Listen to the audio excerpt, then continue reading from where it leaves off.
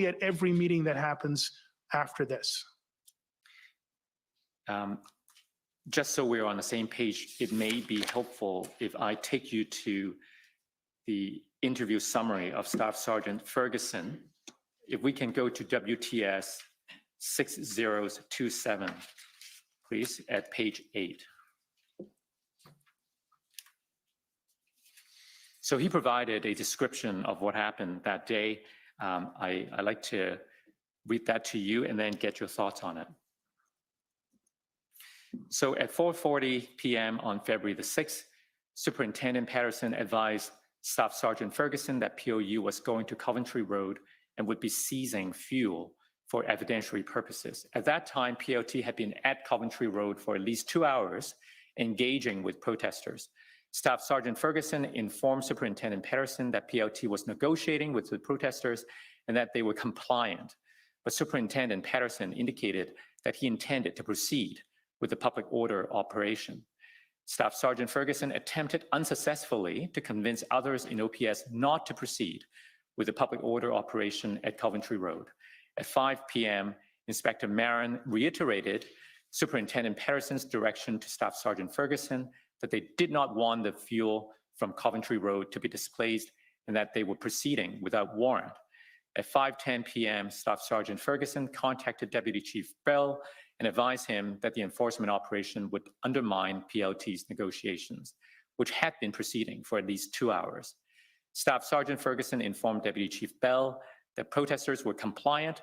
Shortly after the call ended at 5:18 p.m., Deputy Chief Bell contacted Staff Sergeant Ferguson and informed him that he agreed with Superintendent Patterson's decision. Later that evening, Staff Sergeant Ferguson learned that Deputy Chief Bell supported Superintendent Patterson's decision because 3 convoy vehicles had left the Coventry Road site and were transporting fuel to supply protesters downtown. In a nutshell, that's what happened. Do you have any view on what transpired there? And any thoughts on how these kind of problems or troubles could have been avoided? Well, if that is accurate, again, it's one person's account, but for the purpose of, there's so many problems in this paragraph beyond the PLT. Mm-hmm. Staff Sergeant Ferguson contacting Deputy Chief Bell. Sorry? Staff Sergeant Ferguson contacting Deputy Chief Bell makes no sense to me. Why is that? Deputy Chief Bell is not in charge of operations in any way on February 6th. That is an internal incident command contact out of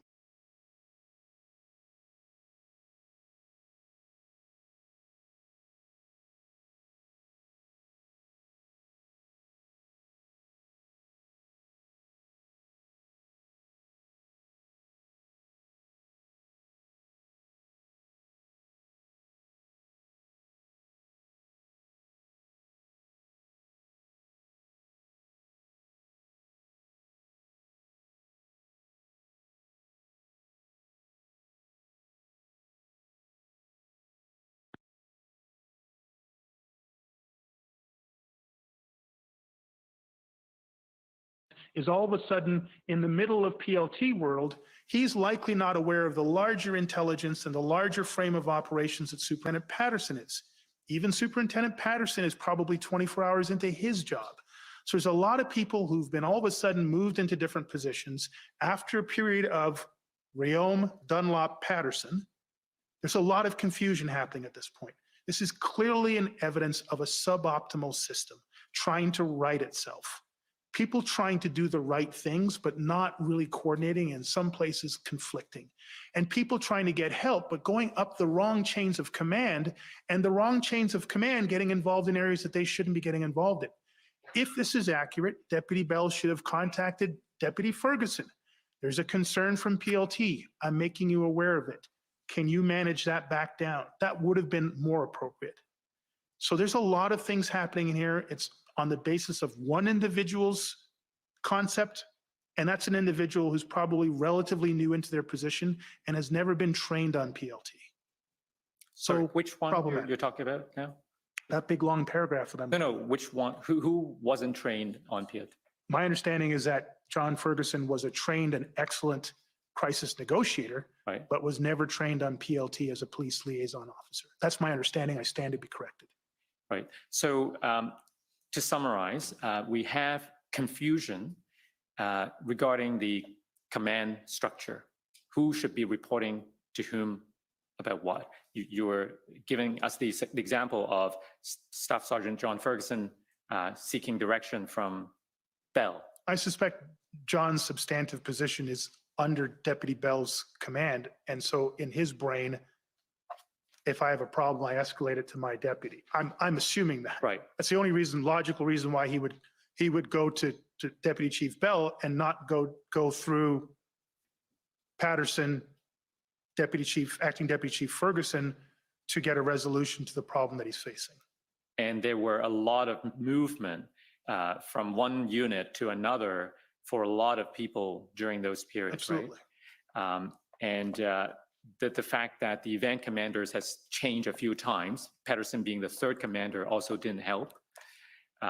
What about the fact that the PLT and the enforcement arm, which we learn were the two sides of the command triangle, what about the fact that they didn't seem to be coordinating their actions in carrying out their respective responsibilities? Is that a big concern? It's a big concern, sir. And again, I reiterate, this is an Ottawa Police Service that its PLT program was a part-time program. PLT officers, I had approved them to get training, I think in the late summer, early fall of 2021. So they're a part-time group of people who within 6 months get some training. We're still in COVID. I don't know how many times they've been able to utilize that training in any substantive way before the arrival of this massive unprecedented event. And then they're literally asked to do the impossible from the beginning to the end and do the best job they possibly can. But no, there isn't an optimal optimization within this incredible unprecedented event between that command triangle. There isn't. And even with the extra help that we got from the OPP and the arrival of experts like Inspector Baudouin, we weren't going to be able to flick a switch and all of a sudden go from OPS immaturity to OPP excellence within the dynamics of what's taking place in real time in the city of Ottawa. So without any unrealistic expectation of flicking a switch, what are your thoughts on what we can do better in terms of avoiding this kind of troubles? What can we learn from all of this? Thank you. Well, first of all, again, Commissioner, the incident command system, I had the honor and pleasure in, I think, 2008, 2009, along with Mike McDonnell, then of the RCMP, and Sue O'Sullivan, who was then a deputy chief here in the Ottawa Police Service. All of us had been trained up on the incident command system. We believe that that was the appropriate incident command system for the types of demonstrations we were seeing in the new century. I hate to make myself sound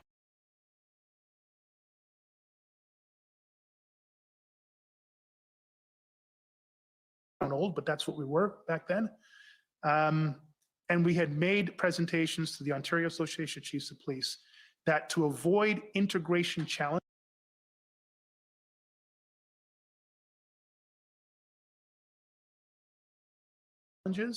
we should have a standard incident command approach across the province. We were able to get the OACP executive to adopt that, and that became, through that process, I don't want to say the standard because I can't say for sure it's written into the current Police Service Act standards, but that became the default standard for incident command across the province.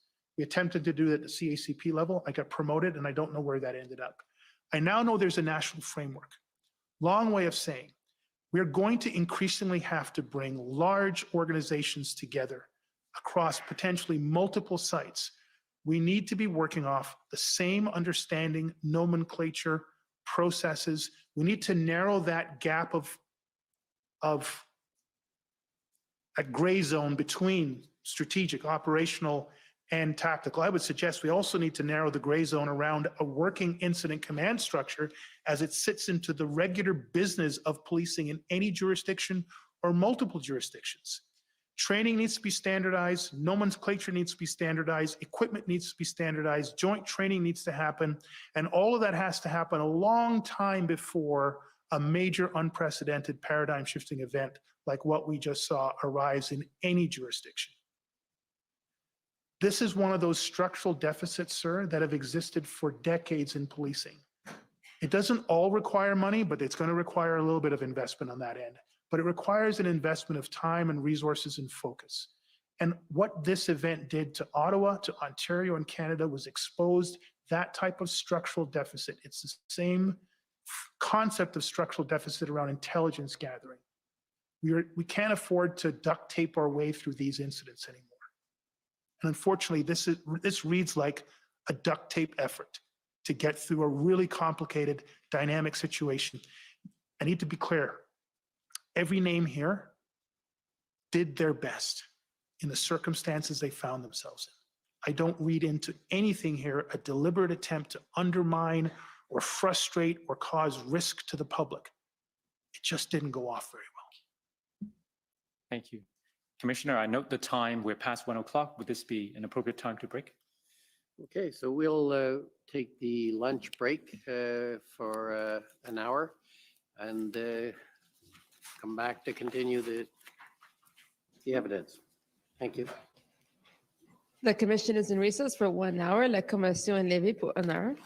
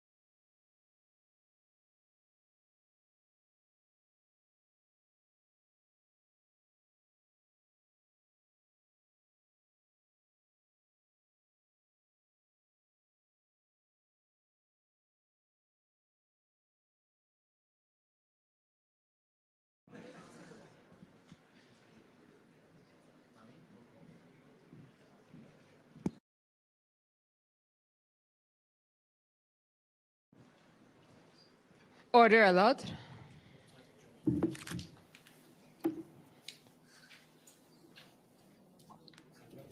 The commission is reconvened. La commission reprend. Good afternoon, Commissioner. For the record, Eric Brousseau, Commission Counsel. Very, very briefly, I just rise to give notice formally of the documents that the police team is bulk entering this week. My colleague, Mr. Mather, sort of explained the process on the record, I believe, last week.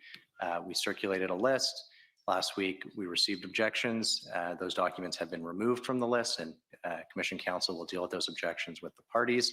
The final list was circulated to the parties this morning, and those documents will be marked as exhibits.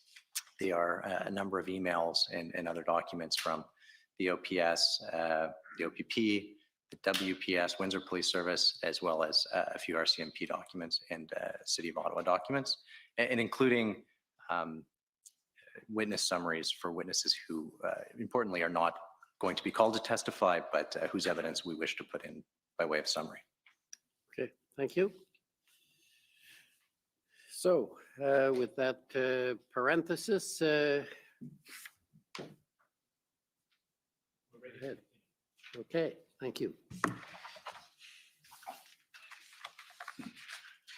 Commissioner, before I continue with the examination, just to clarify for the record, when I put the notes of Superintendent Riom to the former chief slowly, Mr. Champs correctly pointed out that those notes were not put to Deputy Chief Ferguson in our examination, but she did, in fairness to her, say both in her interview summary as well as in her evidence that Superintendent Riom was removed for personal reasons. He needed a rest or some rest days. So she did not say anything about his removal being connected to the former chief. I just wanted that to be clarified on the record. Okay. Now, Chief Slowly, just before the lunch break, we spoke about a number of issues that I also wanted to clarify so that there's no misunderstanding. First of all, I asked you about the date when you found out that Superintendent Riom was replaced by Superintendent Dunlop. And I believe you said that was on the 5th of February. Now, if I could take you to the document, I want to see if that would refresh your memory. OPS 30s14484.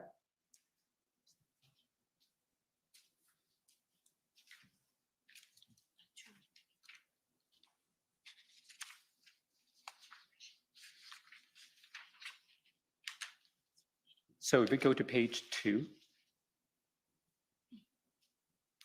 So it appears that on the 3rd of February, these are again notes to yourself. On the 3rd of February at around, well, in the morning, you attended a meeting with both deputies on teams with Superintendent Dunlop.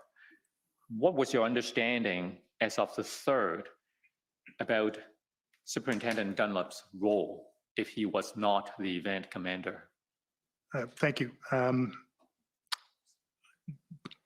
the whole, sir, I wasn't sure what his role was.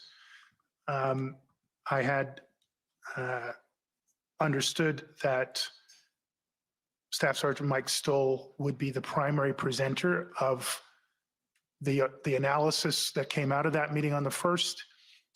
A range of 3 options. I've described them, but not necessarily accurately as to what they would come back with, and a preferred option, including the implications of resources, et cetera, et cetera. On the 3rd, if that's the Thursday, that would be the Thursday, there were 2, yes, there were 2 meetings, one at 10:30, and then another one, I think, maybe around 12 o'clock, where I was waiting for Mike Stoll to give that presentation. I think the notes indicate that he wasn't available, the presentation wasn't on what I had asked for, And I was saying, look, I just want that presentation that I'd asked for. So there are two, I would call aborted attempts to provide that on the Thursday morning, the first one around 10:30, the next one around 12 o'clock or so, if my mind is accurate. Finally, the third attempt, which occurs on the afternoon, I think, of the 5th, the Saturday, I get the three options. I get their preferred option at that point. So I'm still not sure, even at this time, why Jamie Dunlop, Superintendent Dunlop, is involved in the presentation and what his role in it is. My recollection, I stand to be corrected, is he wasn't introduced as the interim event commander, the event commander. That's my recollection. And my confusion is based on that point. Okay. The other thing that we spoke about was with respect to the Coventry incident, and we were attempting to draw some lessons from that event. One of the issue you identified was the fact that Staff Sergeant John Ferguson went outside the incident command system when he sought guidance from Deputy Chief Bell. Now, if Staff Sergeant Ferguson if he had concerns about the direction that he was getting from the event commander, Mark Patterson, Superintendent Patterson at that time, who should he have gone to?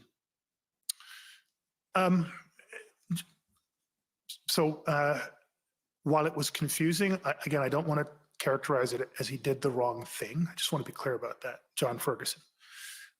There would have been options. John could have gone to the incident commander, which at this time should have been Russ Lucas.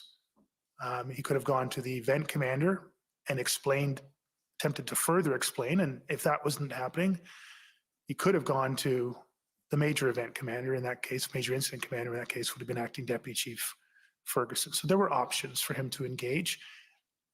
I understand it seems to have been he was doing his best to get people engaged around something he thought was important. But just so we understand, Superintendent Patterson was Inspector Lucas's superior. If he was challenging a decision by Superintendent Patterson, wouldn't it be problematic for him to go to somebody who reported to Superintendent Patterson? Challenging, but still appropriate. There is an incident command chain of command, and then there's an organizational chain of command. So at any point when there's a disagreement in the chain of command, if done professionally, if done timely, and if done seeking a constructive outcome, not for rumor mongering, not for undermining, not for any other personal agenda, you can engage that chain of command in trying to reach some sort of a better outcome. I think that would be appropriate. Now, I understand from Inspector Lucas's interview summary that he thought by that time, around 5th or 6th of February, his role had diminished to more akin to an operations chief at a tactical level. So if Staff Sergeant John Ferguson had issues about the operations, is it not arguable that he shouldn't have gone to Inspector Lucas? And again, I want to be careful. I perceive that through information that's been presented at the testimony myself. I wasn't aware of that. So that's new information for me, that Inspector Lucas's perspective on his changed role is new information for me. If that was materially the case, if that was known to everybody, and if it was known to John Ferguson, yes, he would then have another challenge of who could he turn to. I would accept that. But this is all new information to me too. So it's just conjecture at this point to try to answer your question, sir. And I appreciate that you're doing the best you can. We're also trying to understand what lessons to draw from it, and we just don't want to draw the wrong lessons. So the other option that you identified was for Staff Sergeant John Ferguson to perhaps approach Deputy Chief Ferguson, because she was by then the major incident commander. But wasn't that also problematic because they're married? at some risk to go into the realm of conflict of interest and relationships and organization. I mean, that there is that challenge. But in the frame of the Ottawa Police Service at that time, there wasn't any breach of policy. And so it would have been appropriate if he felt it had, again, constructive, objective, not unprofessional, not undermining, not self-seeking, to have sought the intervention of, or at least to provided his information to the major incident commander. I do also recognize, if I understand the context as to what happened, this is sort of a real-time unfolding event. It seems to me, again, I may be wrong, it seems to me that there wasn't an opportunity for Staff Sergeant Ferguson to wait for a briefing cycle to raise the concern when all the people would have been around the table. And then that would have allowed Acting Deputy Chief Ferguson, or even Superintendent Patterson, to reconsider.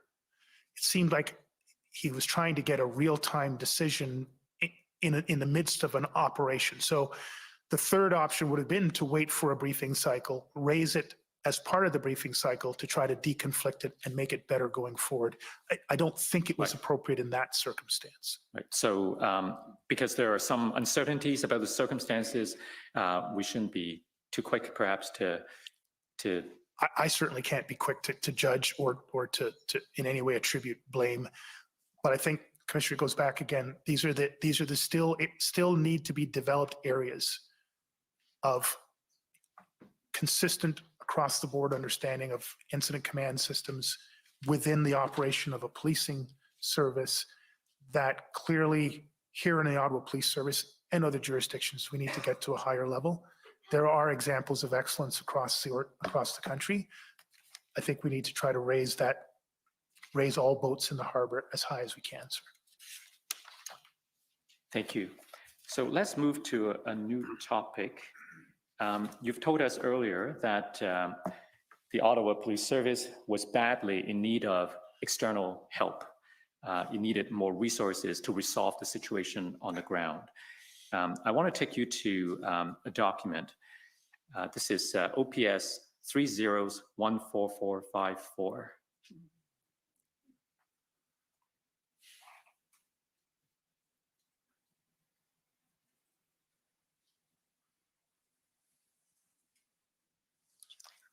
So you see that the document is dated January 31st. So this is the first Monday after the arrival of the convoy.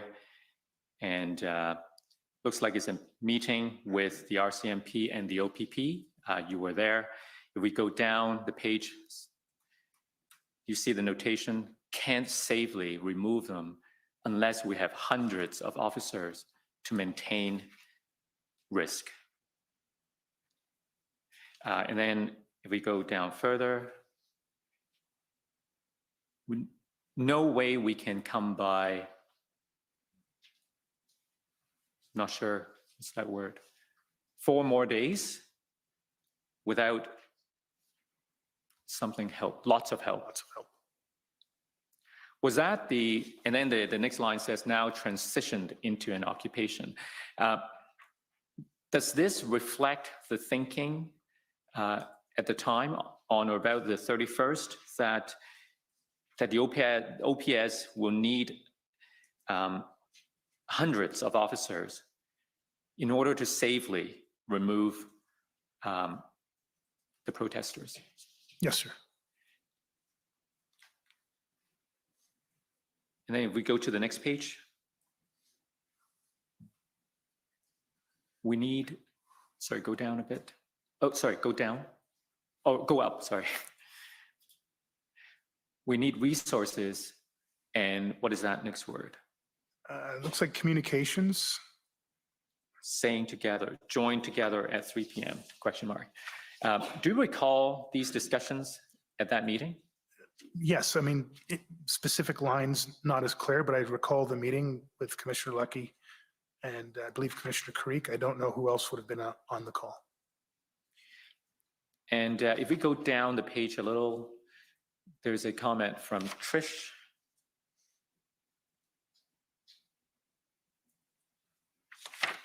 Maybe go to the next page. Here, looking for boots on the ground. What did you understand her to mean? Those would be your sort of general duty officers, traffic direction, taking a traffic point along the red zone, patrol, just general duty officers that could be utilized in a variety of different ways.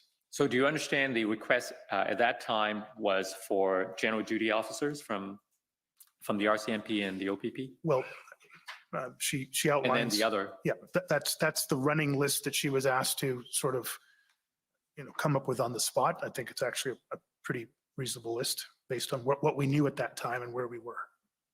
and how did the commissioners, Kirik and Lucky, answered? Well, I can Yeah. scroll down. From Commissioner Kirik will facilitate all of your requests and get embedded in the command structure. yes, So you had a commitment from Commissioner Kirik as of the 31st that they would do all they could to assist, and they were willing to embed in the OPS command structure. And then Commissioner Lucky from the RCMP, why did negotiations fall through last night at 8 p.m.? What was that about? What negotiations? I'm not sure. I'm not sure what she's referencing. And then if we go further down, there's a comment attributed to you. Reach out to, you see, Gatineau and Sûreté de Quebec. right. So you extended the ask to Gatineau and Sûreté as well. Yep.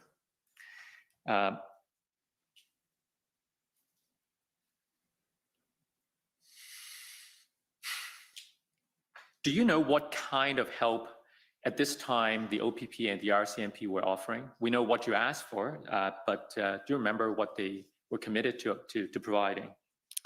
If I understand the question, they had already had resources in the theater. Again, I stand to be corrected by other information that might come up. RCMP, I believe, had 3 what they call troops, public order units, in the National Capital Region. They were not under our incident command system control, but they were available in an emergency, and they had certainly a range of important duties to manage. I believe at that point, we still had OPP public order units. Again, not, if I understand correctly, not under our incident command, supporting parliamentary protection services, but again, in the theater, general area of the theater. Within, what I would say, within the incident command system deployment, there were general duty officers from the OPP, somewhere in the range of 30, 40, 50, again, stand to be corrected on numbers, as well as a range of other municipal police service agencies' contributions, London Police, Durham Region Police. I think Toronto might have been up at that point. Most of those were public order unit officers, though, as opposed to general duty officers. That's my recollection around the January 31st. Okay. If I could take you to the next document, which is an email that you sent to Commissioner Kirik, dated February the 2nd. The document number is OPP 401576.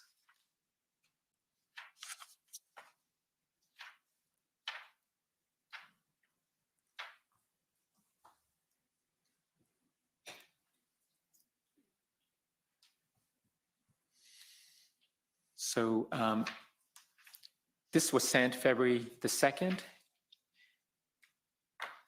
On the first line, you see that you wrote, "I'm seeking your assistance in providing resources to assist the Ottawa Police with our operational plan."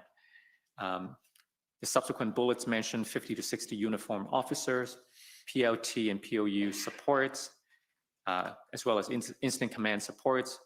And then the next lines talks about a tactical dispatcher.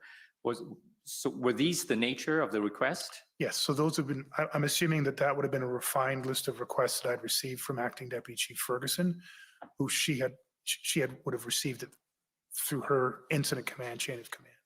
Now, in testimony yesterday from Commissioner Kirik, he was asked about a formal request and the implications of a formal request under the Police Services Act, Section 9, subsection 6.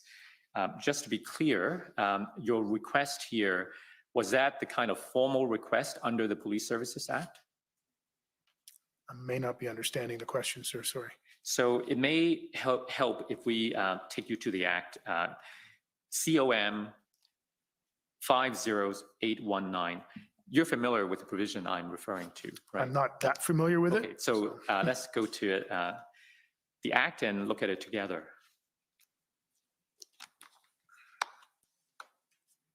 So this is the Police Services Act. If we could go to page 12.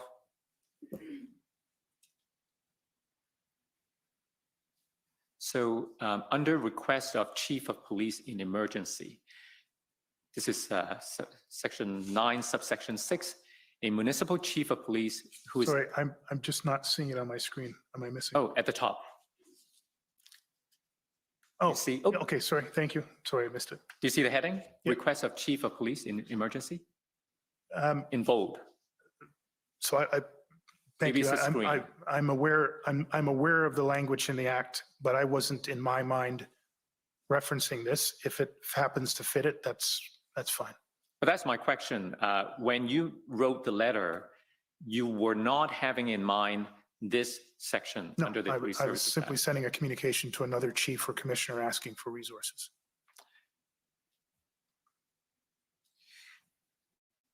What do you understand to be the difference of requests made formally under subsection 9.6 or the kind of informal request that you appear to have sent? I will say I've never in my policing career relied on this section, so I don't have other than what's written on the page. This would seem to be, if we needed more officers, we could ask or resources, we could ask the OPP.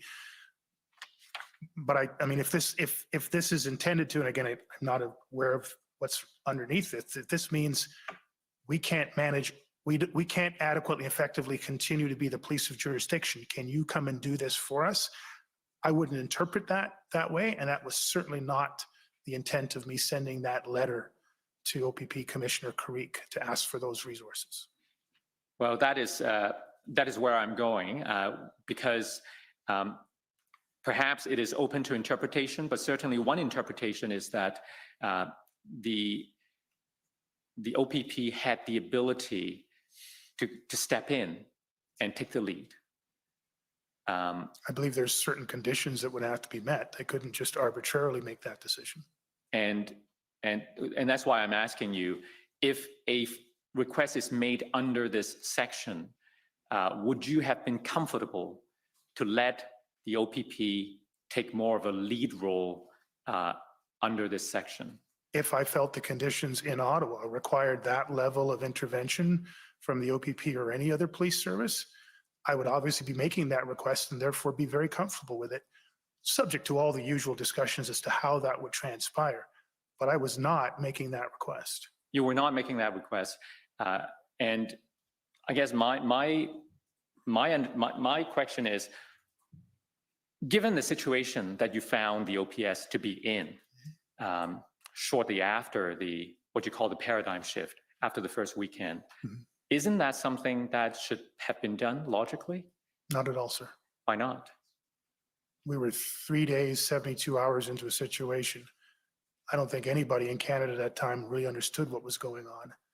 And I think it would have been irresponsible and unnecessary to burden another police service with that level of request without having any real understanding.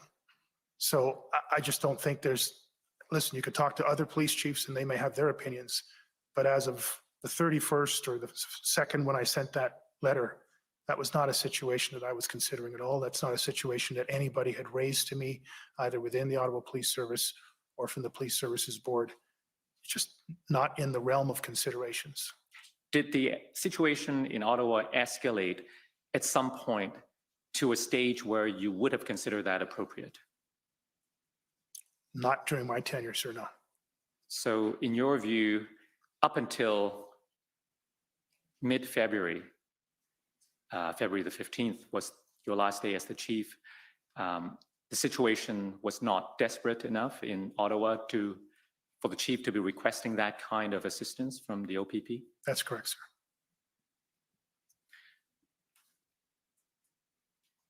What would be the downside to the OPP stepping in when they had the resources and if they were willing to help? The OPP never had the resources necessary, sir.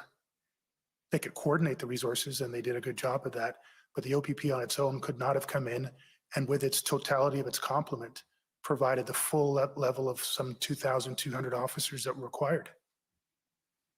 Well, they alone might not have been enough. As we know, during the final days, both the OPP and the RCMP stepped in, but certainly the OPP had more resources than the OPS had at the The time. quantity of resources, while being a factor, would not be, even in my humble opinion, a significantly weighted factor for such a decision as for a chief of police in any jurisdiction to request through Section 9 of the Act for another police service to come in and run its police service. But in addition to quantity, they also seem to have the right expertise, such as as we'll come to talk about it, the group led by Chief Party, the Integrated Planning Group. They had the expertise, they had the capacity, they were willing to help, they were offering help. Why not? There's a lot of things they had, and they offered those things, and we utilized them as quickly and as effectively as we could. And ultimately, through to my end of my tenure and beyond that, there was a very successful outcome. But you've asked me before, did the circumstances in Ottawa rise to the occasion of what I now understand to be the function of Section 9? No, they didn't, sir. Right. So this is the letter, sorry, if we can take this off, the Police Services Act. You remember we looked at an email, this one, that was your request. I want to take you to another email that you sent on the 4th. So this request was sent on the 2nd. On the 4th of February, we have another email, OPP 401582.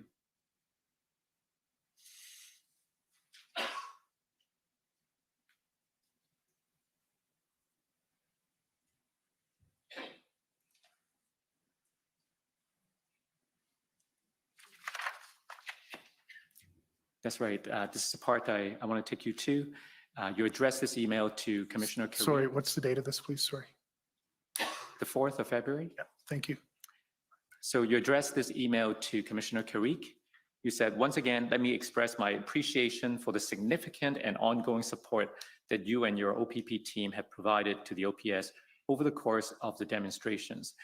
It would appear from this reply that you received the additional resources that you requested? The short answer is yes. I don't know if we got everything that we asked for and when we got it, but again, at this point, I have no concerns whatsoever.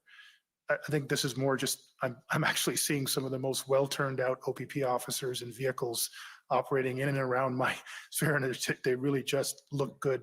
They were like the cavalry coming over the hill, and they were just really well turned out, really professional group of officers. So I'm just complimenting Chief to Commissioner, the quality of his people. Mm-hmm. On the 2nd of February, when you sent the request to the OPP, I believe you also sent a request to the RCMP. Let's take a look at pb.nsc.can.401743.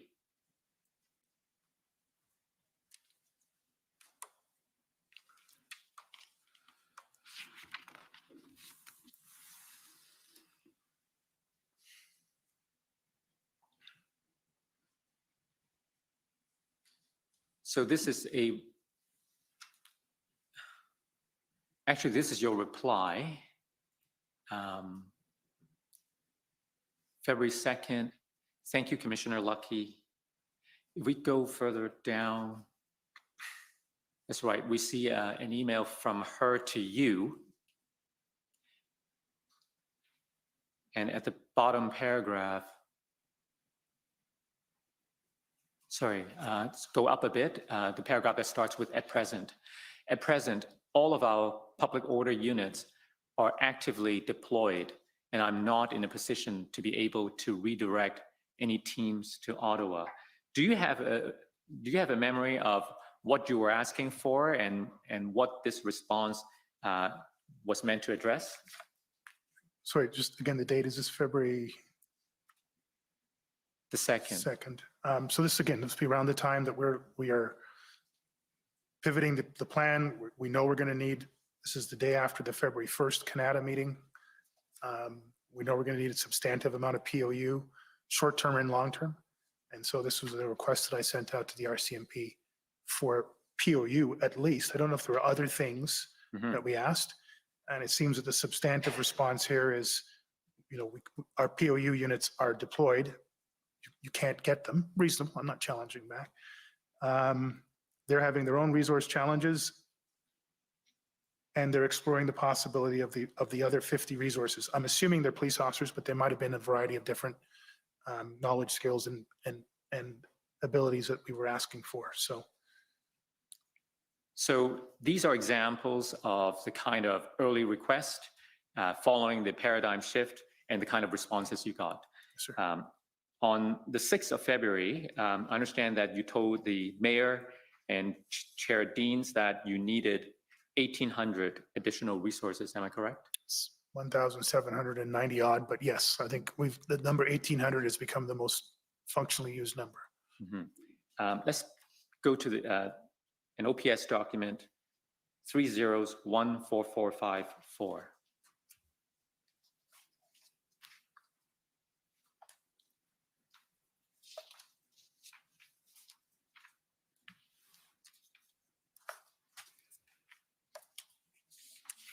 Page 98.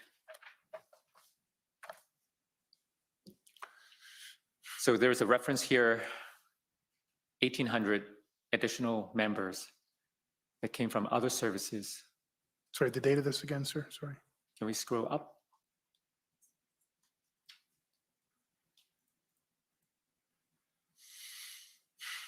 Okay. February 6th, Thank you. 5:10 p.m. So am I correct that that the number 1,800 was communicated as early as the 6th of February? Yes, so again, just context-wise, there's an emergency board meeting held on February 5th. During that meeting in the public session, I received a direction from the chair of the board to produce a list of all the resources that we thought we would need to, my words, safely, successfully, lawfully, and the events in Ottawa. I needed explicit understanding from the chair. Did she need that on the spot, or could I and my team take that away and then provide a more thoughtful and full response? And she said, yes. The team had asked them to try to turn that around in 24 hours. And I think by this time, which is almost 24 hours later, we had a substantive list that was drawn up. And it wasn't just police resources. This also included discussions around what other things could the city help us with, increased bylaw fines, other potential supports from the city and civil society. I think we were looking at the insurance industry, whether they could help us to address some of the issues around the trucks and vehicles. So that's the background to, I think, this meeting. How did you derive the 1,800 number from? Again, without the benefit of notes, but at some point after the board meeting, there would have been a request at two levels within the incident command system for their planners to identify the number, types of resources, and associate that to the overall operational plan and the relative sections, sub-plan sections. Then across the organization, I asked each of the functional command areas, so that would again include Acting Deputy Chief Ferguson in her functional role, Deputy Chief Bell in his functional role, and Chief Administration Officer Dunker in her functional role to identify supports. The reason for the two sort of coordinated requests, we needed a certain level of capability, resource capability, predictability within the incident command structure to work under that structure to achieve the goals of ending the events in Ottawa. But we were still struggling with staffing for our police of jurisdiction responsibilities. And I don't know if at this time we'd finished the negotiation with the Ottawa Police Association for the shift schedule change, but we were struggling on both ends, staffing to a level beyond just maintaining the red zone through the incident command piece, and staffing to maintain our contractual obligations and member health and wellness requirements in the general police services to the rest of the million residents in the city. The sum total of those 1,790 odd resources reflects all of the different aspects that we were looking for, and they were broken down short-term, mid-term, longer-term. The bulk of the resources, I would suggest, were more short-term. A significant amount was mid-term, and then another amount would have been long-term. That would have been assisting in prosecutions after the fact, case management, crime analysts to pull all that together. But the bulk of that request really was in the days and weeks as opposed to the months and years portions of some of it. Now, I understand that later that day, on the 6th of February, there was a command team meeting where you asked your team about the resource needs. Later on the 6th? On the 6th. Okay. Does that accord with your recollection? Again, just so many different Right. meetings. If you could show it to me, I might have a recollection. And the commission has heard evidence from Superintendent Abrams that he was present and overheard some of the things that you said to your team. Well, not overheard, he was there, he was invited to attend. And the next day, he wrote to his superiors, including Chris Harkins, among others, about what he observed on the 6th. So can we go to that email?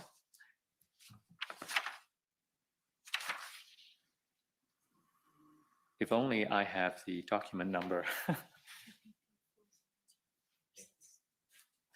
OPP 401546. Just for clarity, sir, just while the document's being searched, my understanding, again, stand to be corrected, I had a meeting with my command team on the afternoon of the 5th after the board meeting was over, where I was interrupted for part of the meeting, had to leave to go out for a phone call and come back. And it was in that meeting I said, look, we've just gotten direction from the chair. We need to produce this over the next day. Start thinking about what you need. This is a big lift that we're going to have to do. Then on the 6th, after my team had worked through the night, through the day, the number of 1,790 odd was broken out into various functions. So if Superintendent Abrams' recollection of that comment, it should have been in my memory on the 5th, not on the 6th, but I stand to be corrected. I could be off on the date. But the date of the email is not in question. The date of the email is the 7th, as you can see on the screen. And it was on the 7th that Superintendent Abrams wrote to his superiors, including Deputy Commissioner Harkins. And this is what he wrote.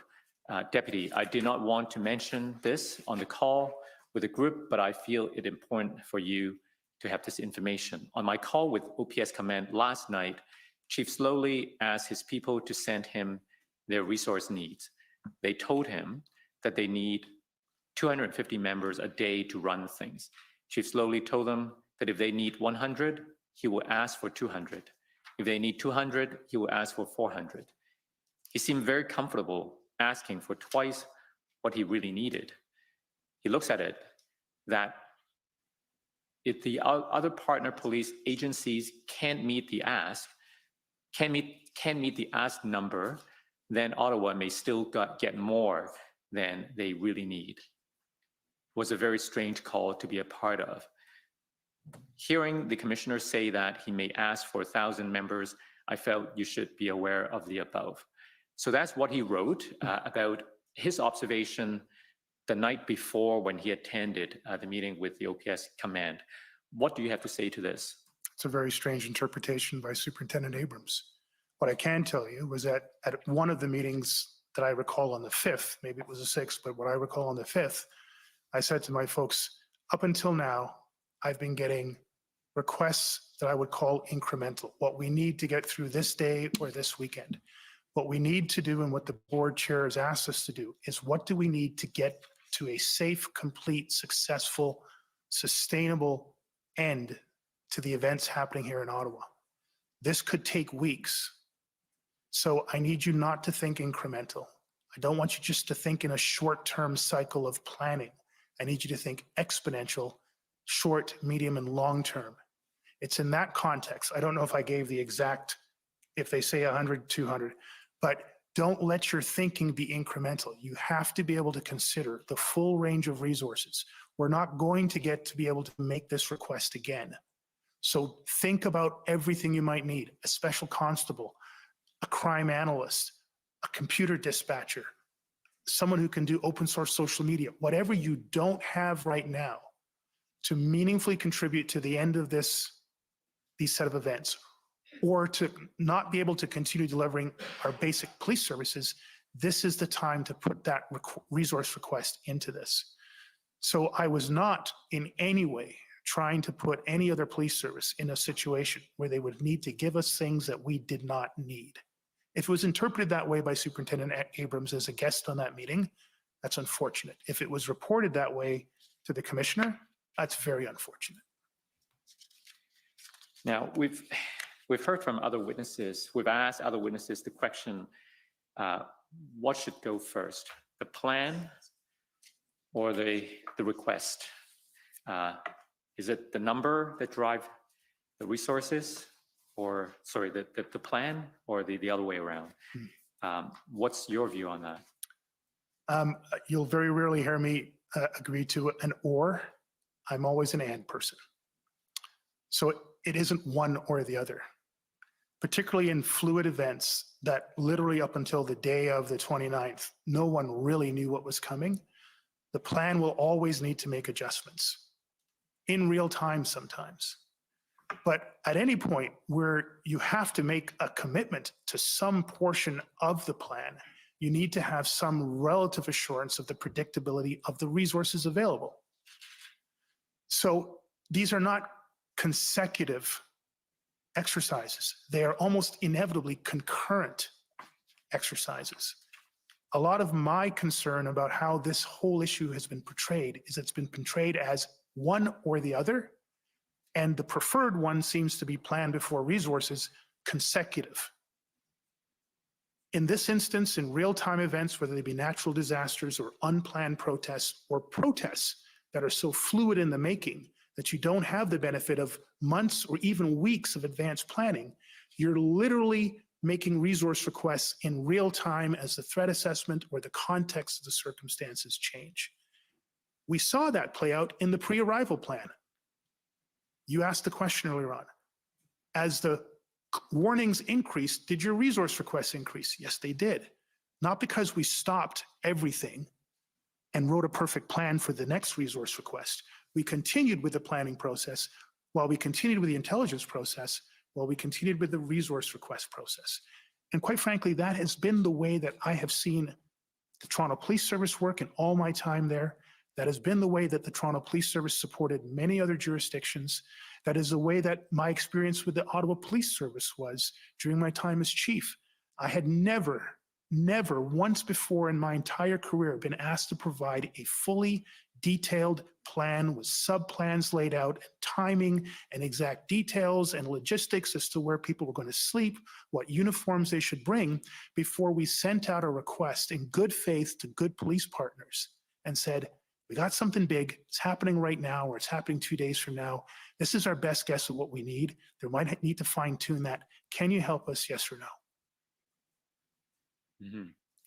Now, a moment earlier, I think you clarify that it was on the evening of the 5th that your team started working on the numbers? It's my recollection, but again, if my dates are off, I stand to be corrected. I don't know which dates may or may not be off. I just want to bring to your attention what is in your summary and give you a chance to correct anything if necessary. Can we go to the former chief's summary at page 31, please?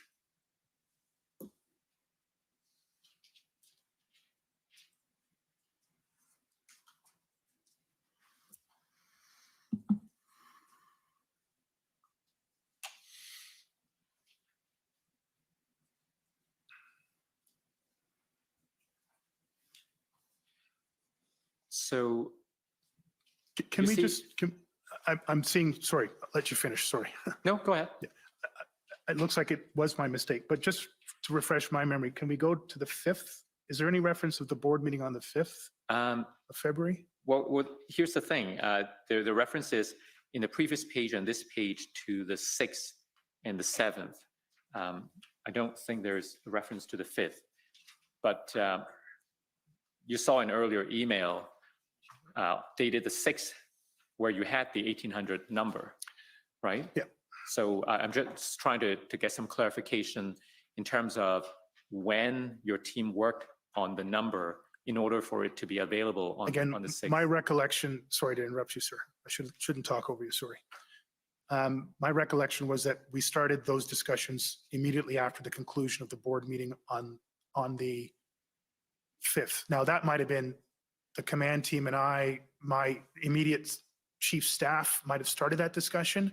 And then on the 6th, the incident command team and other command areas were briefed and then involved. So that there might be some of a bit of a bleed over from my recollection, me actioning these things on the 5th to whatever the meeting was on the 6th that Superintendent Abrams was participating in. So depending on your best recollection, it could be that the date in the summary is in error, in which case I wanted to give you an opportunity to correct it if necessary. I'm not suggesting it's an error. I just recall having discussions with people in my organization about the staffing numbers immediately after the board meeting where I'd been given that instruction from the board chair.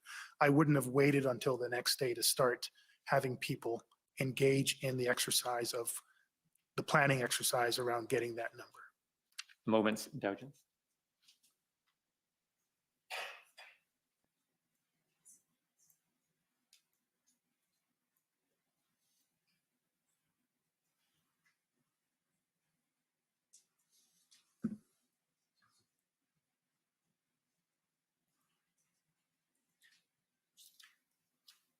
Okay.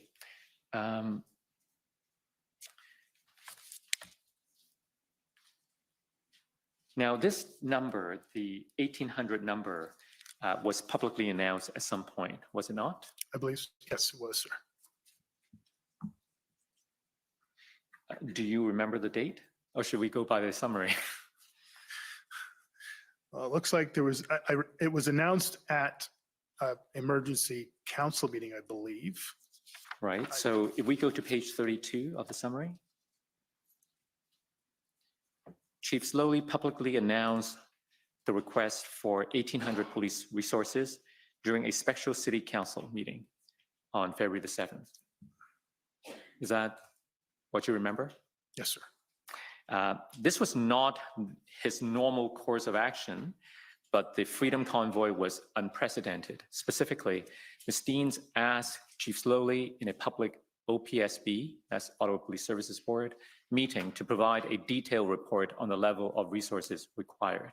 Could you explain the circumstances in which you made the public announcement? Yes, so it definitely was not the normal process.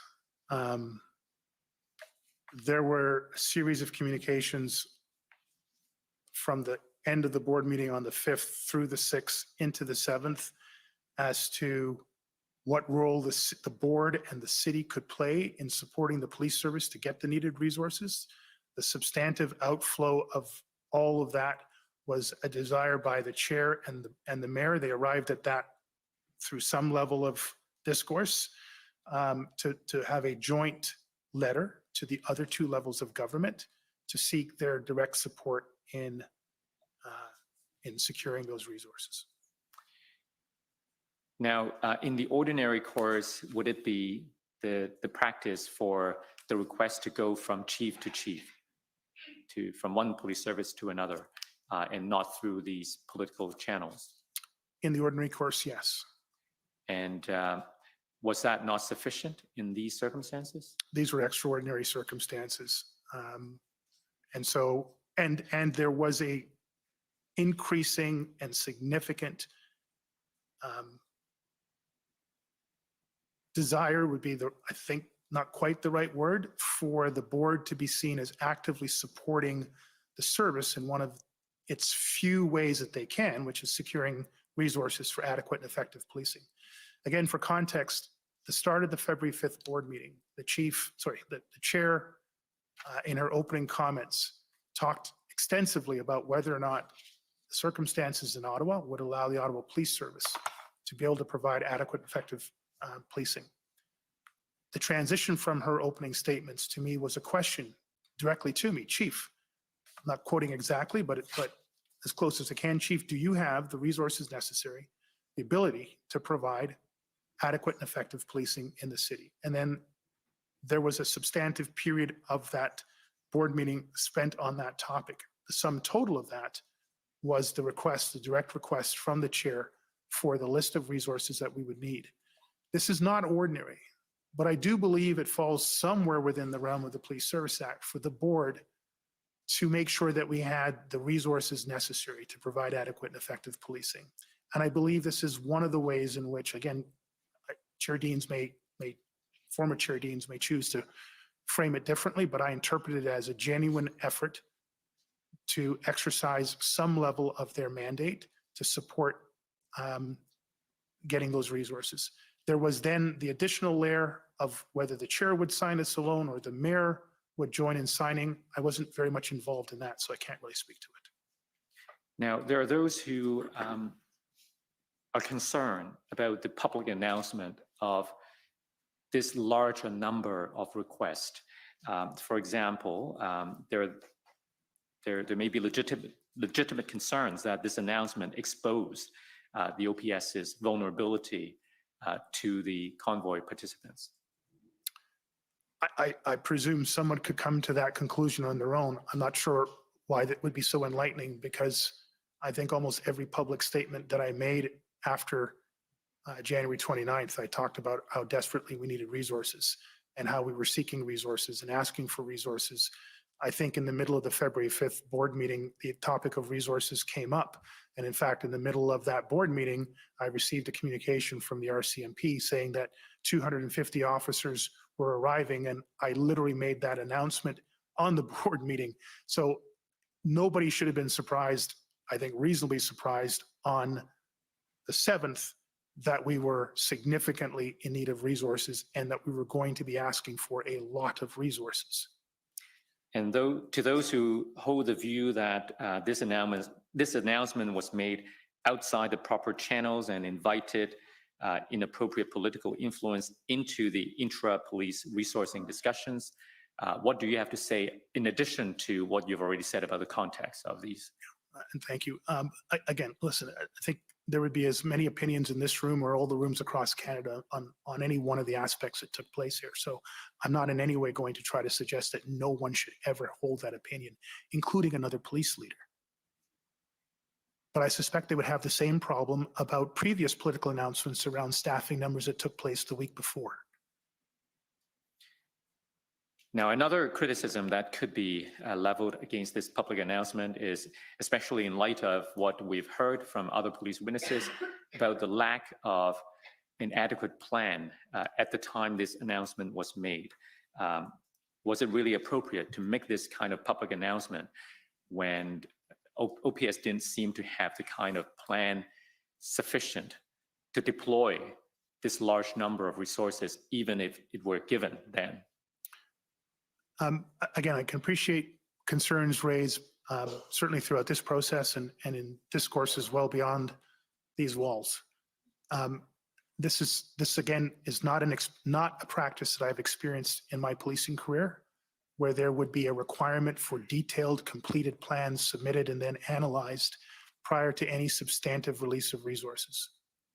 It wasn't in my experience around planned events like the G8, G20, and it certainly wasn't my experience in unplanned or highly fluid and contentious events like the one that we experienced here. If this had become a new standard and a new expectation in policing, I was not aware of it. And I had at that point been a chief of police for over 2 years. Secondly, we did have a plan.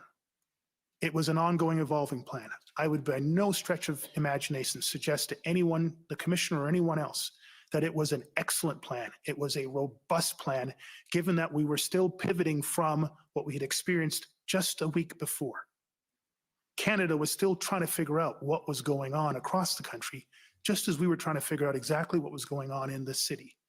And we had been literally using every resource possible just to get through hour by hour, day by day operations and the planning for those operations. There was no additional capacity to be able to produce such a level of standard plan while we so desperately needed those resources. I think, unfortunately, it became a misinformed issue around an unrealistic expectation. And unfortunately, that caused a lot of concern across the board, inside our organization and clearly outside of our organization. Now, this commission has heard evidence from both Superintendent Bernier of the OPS and Superintendent Abrams from the OPP that officers from the OPP already in Ottawa were not receiving adequate instructions for them to be properly integrated or deployed in Ottawa. If there were officers in Ottawa who were not being effectively used, then one may ask, what's the point of sending more? Well, from what I've heard and what I've seen and what I knew at the time, yes, there were occasions where officers were not optimally deployed. Can I tell you, I had never been involved in any police operation where we have brought in resources from across our own city or brought in resources from outside of our city into police services, including my time in Kosovo, where there was suboptimal deployment and utilization of resources. What tends to happen is the incident commander almost exclusively will be from the police's jurisdiction, will utilize the resources that they know best and use the most frequently, and then go and tap into the other resources. Inevitably, that means that the external resources will be underutilized. It is in no way surprising for me to have heard that at points during the entire 3 weeks that I was involved in this, that there might have been officers from some police department that didn't get their briefing at the right time and may have even spent the better part of the day not doing the things that they thought they were going to be doing. I'd experienced that many, many times myself. Now, the last criticism that could have been made that I can think of, and that we've heard from some witnesses, is that between the 3rd and the 10th of February, the OPS was using RCMP and OPP officers simply to relieve OPS officers who were exhausted and not as part of a plan to end the occupation. What do you have to say to that? That's probably very true, sir. Our officers were exhausted, frozen right through. They needed relief, and there was no other place to get relief from.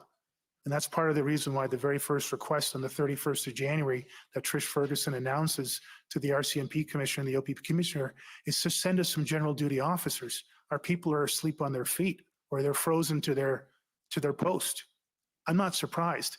That is not an optimal situation, but that's the reality of what was going on. Okay. Now, I'd like to take you to a new topic.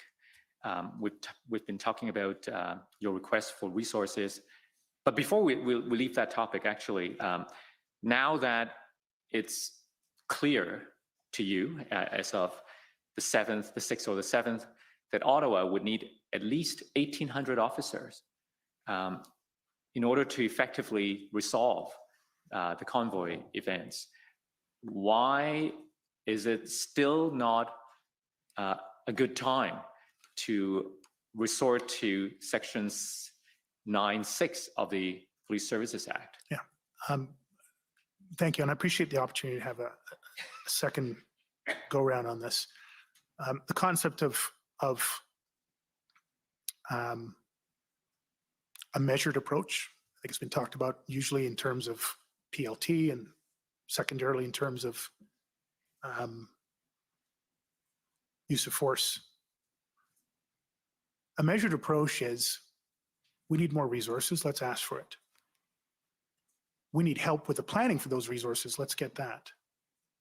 We might need to integrate our operations to a greater degree than we have ever considered before. Let's work on that. Okay, so we're getting more resources. We are stepping up integration. Our planning now is getting to a much greater level of efficacy. Now we're going to consider unified command. That is a measured approach of stepping up. I think it would be irresponsible, as I said before, and I'm sticking to that. I think it would be unprofessional and unwarranted to go from, wow, we just had a really bad weekend. Let's get the OPP to come and police our jurisdiction, to we just had a really bad weekend. Let's figure out how we need to get better. Let's start to use everything we possibly can. And let's be as clear as we can, but as quick as we can in requesting the things that we can reasonably anticipate we'll need in the short, medium, and long term. Let's be very open to, as we have always been in Ottawa, even during my time, to integration. Nothing was off the table. I think I probably said that statement 453 times. Everything's on the table, including greater integration and including unification.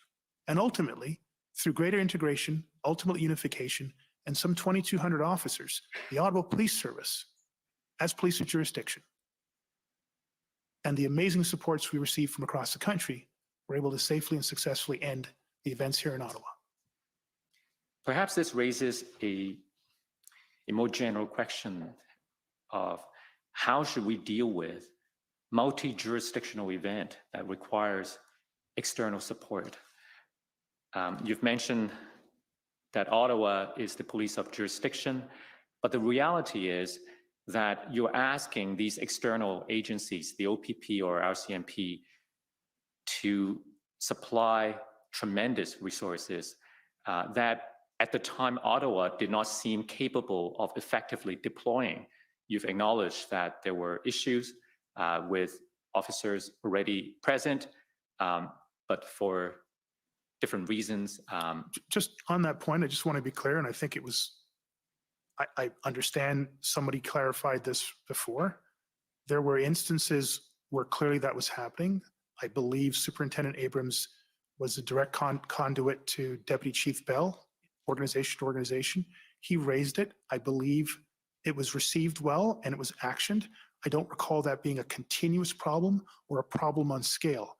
I will not deny that it happened sporadically and particularly in the early parts, but it's my understanding it wasn't a daily occurrence on scale where hundreds of officers were sitting around being unutilized or underutilized. I just want to make that clear for the public record. Yeah.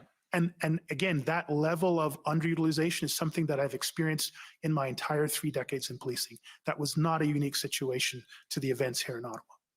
I do not wish to exaggerate the problem in Ottawa, but surely you won't deny that OPS was struggling. That's what we've heard from all of the other witnesses. I think I've said that repeatedly myself, sir. And OPS was struggling on many different levels. It needed to develop a plan, but it was struggling to the point where it was finding it difficult to have the expert planners to make that plan. Is that fair to say?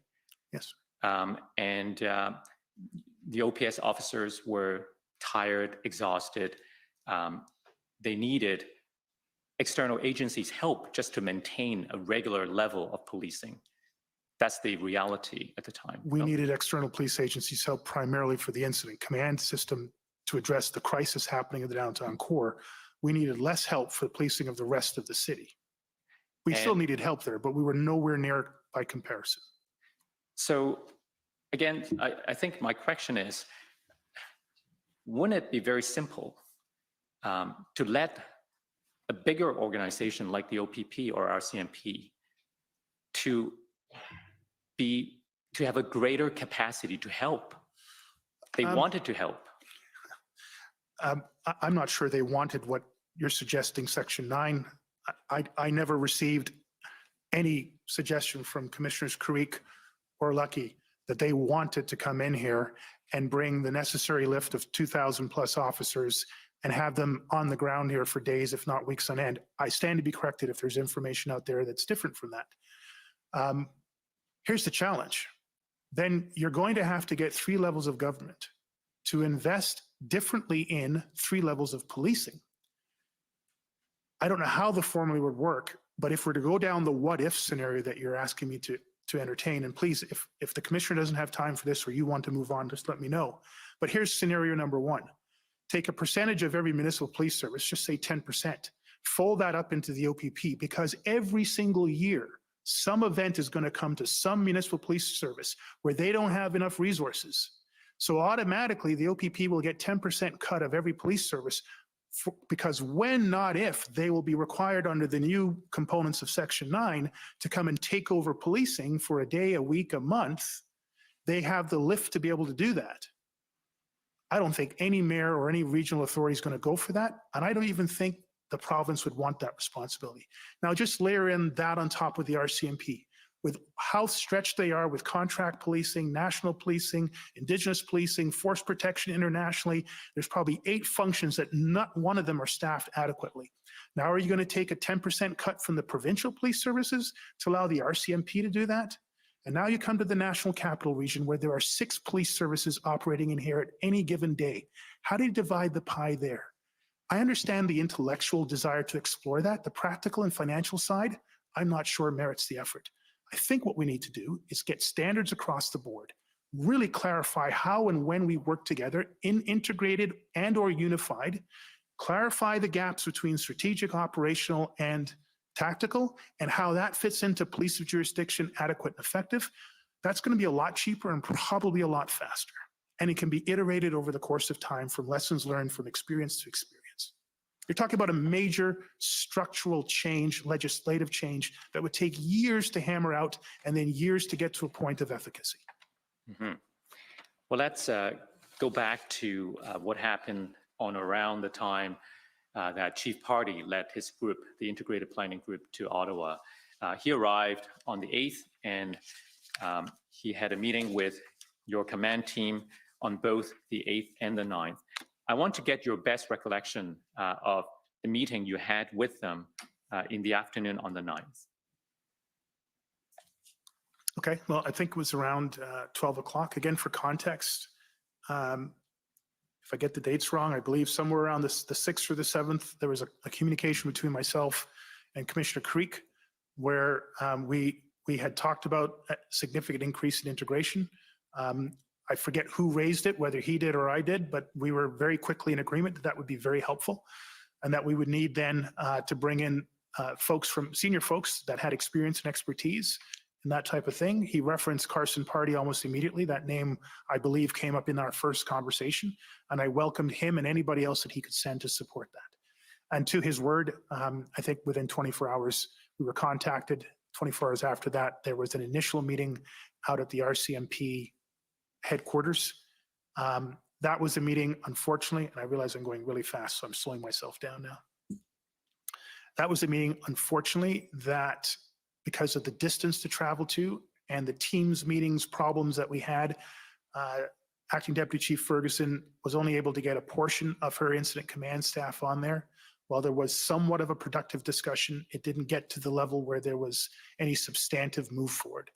There was an agreement to have another meeting on the 9th of February, right? On the 9th of February. And there was additional efforts during that period to continue to improve and evolve that plan, a substantive lift that day. I referenced earlier on that I got involved in that lift to try to elevate the plan to as great a degree as we possibly could for these partner agencies coming in.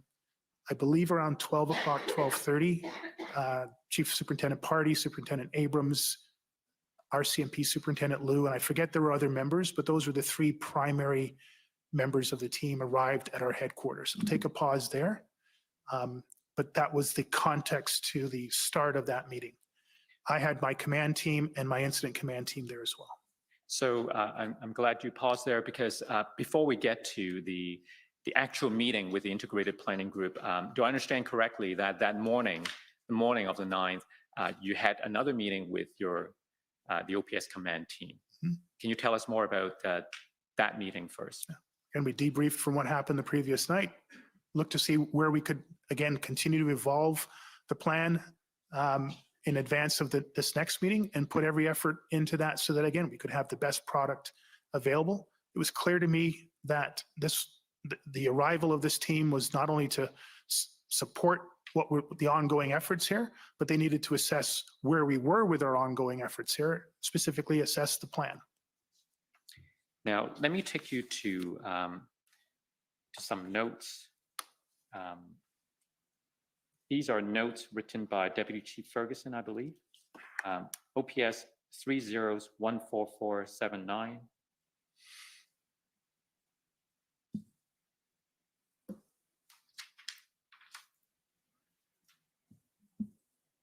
And I want to take you to page 66. So you see from the top there that this is Wednesday, February the 9th. If we go to, what time did you say the meeting was? You don't remember? I see a note here, 7:10. I don't know if that's accurate, but that would seem about right. It was relatively early in the morning.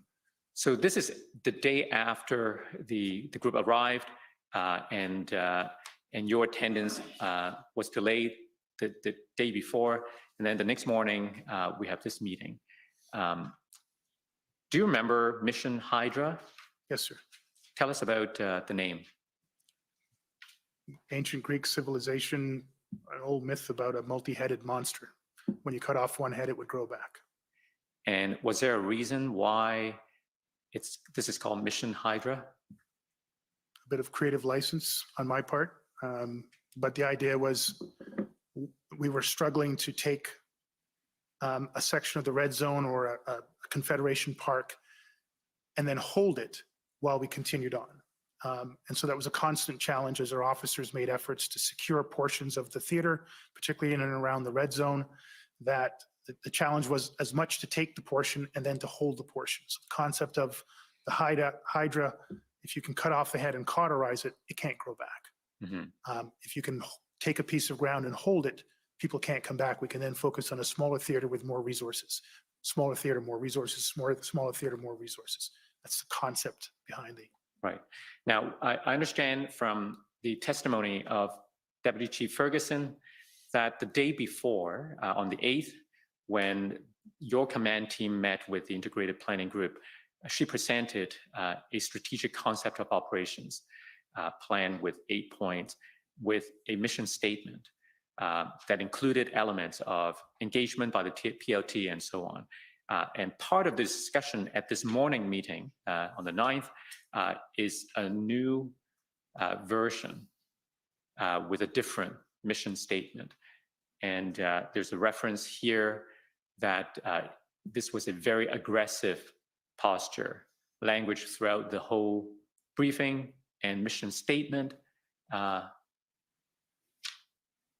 not sure the next word, as asked if anyone needed clarification. Chief laid out his plan, omitted negotiation, and when I brought it up, he reacted angrily, saying, "We are not negotiating."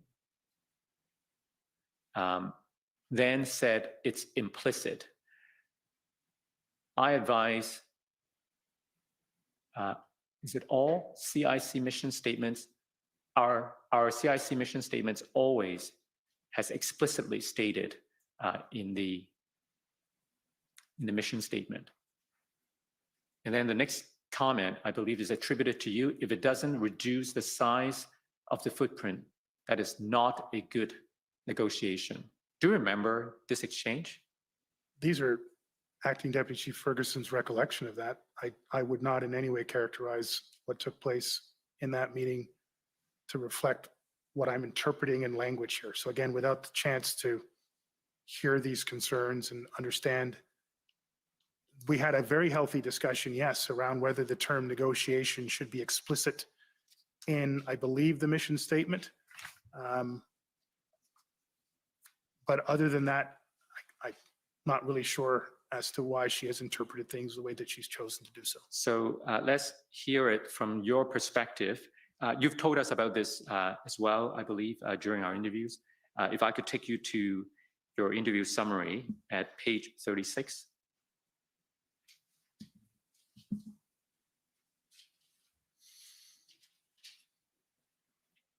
So we go to the section under discussions. That's right. Chief slowly recalled that on February the 9th, he held a special meeting with Deputy Chief Bell, Acting Deputy Chief Ferguson, OPS General Counsel Christian Hunold, CAO Dunker, and Inspector Kevin Maloney. This meeting took place after an internal OPS planning meeting, but before the February 9th, 12:10 p.m. meeting with Chief Superintendent Party and Superintendent Liu. His intent was to emphasize that the entire command team was signed off on the February 9th plan. At the meeting, he stated that he would crush anyone who undermined the plan. Chief slowly recognizes that it was an unfortunate choice of words, but public safety, member health, wellness, and safety and the successful conclusion of the local convoy events were all at a critical juncture, and this required absolute command commitment to supporting the implementation of the updated plan. He restated the need for unity within the command to support the updated plan, including the level of integration and the acquisition of the needed resources to safely and successfully end the event in Ottawa. There were to be no major changes to the plan, the concept of operations, the elevated integration, and the senior ICS assignment without discussion about the need for such a change. Does this reflect your recollection of what happened? Yes, sir. It's my statement. So there appears to be an emphasis of committing to this plan unless there were significant changes that would have justified a different course. Why this emphasis? We had had the challenge of the previous week where senior people were swapped out without any communication, where we had delays around the development of a significant portion of the plan, that being the public order plan. This was a reminder to folks about the problems that we encountered last week. We are now bringing in a significant amount of resources, a significant level of integration, and we simply cannot have a individual make a change that could affect the strategic intent of what we were trying to accomplish at this point. We needed to have, on the positive side, we needed to have a full commitment across the command team that we had reached a position now that we could move forward with. There were still going to be evolutions of the plan and sub-plans and as resources became available, but that the base of the week and change of pivoting from where we were into this new position, particularly with the request of resources and integration, this required a very firm and full commitment from the command team going forward. Now, you acknowledge that the word choice, crush, was unfortunate. Absolutely, sir. But you meant to convey an emphasis that no one should deviate from the plan lightly.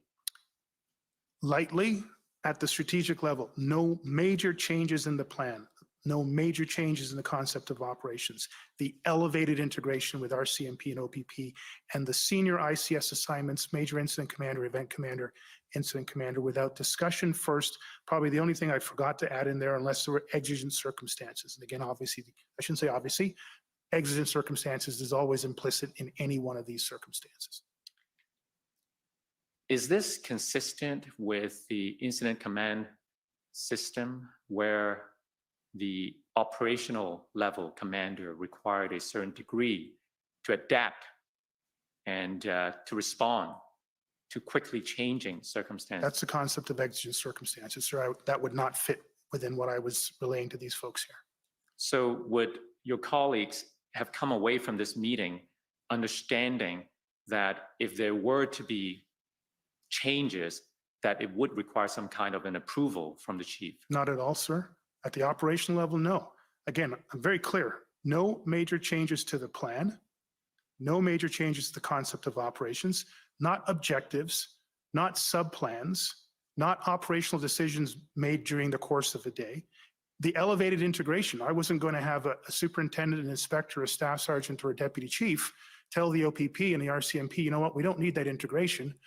Never mind what Slowly says. So this was me being very clear. At the strategic level of where we were, no major changes outside of exigent circumstances for these areas.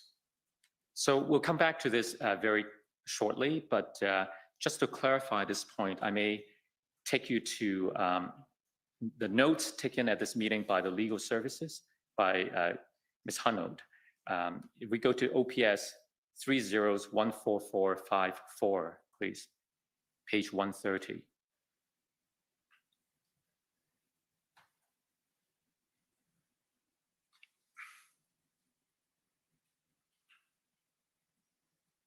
So this appears to be the same meeting.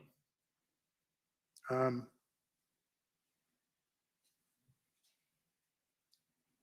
you want to scroll up and Yeah. look at the date? Thank you.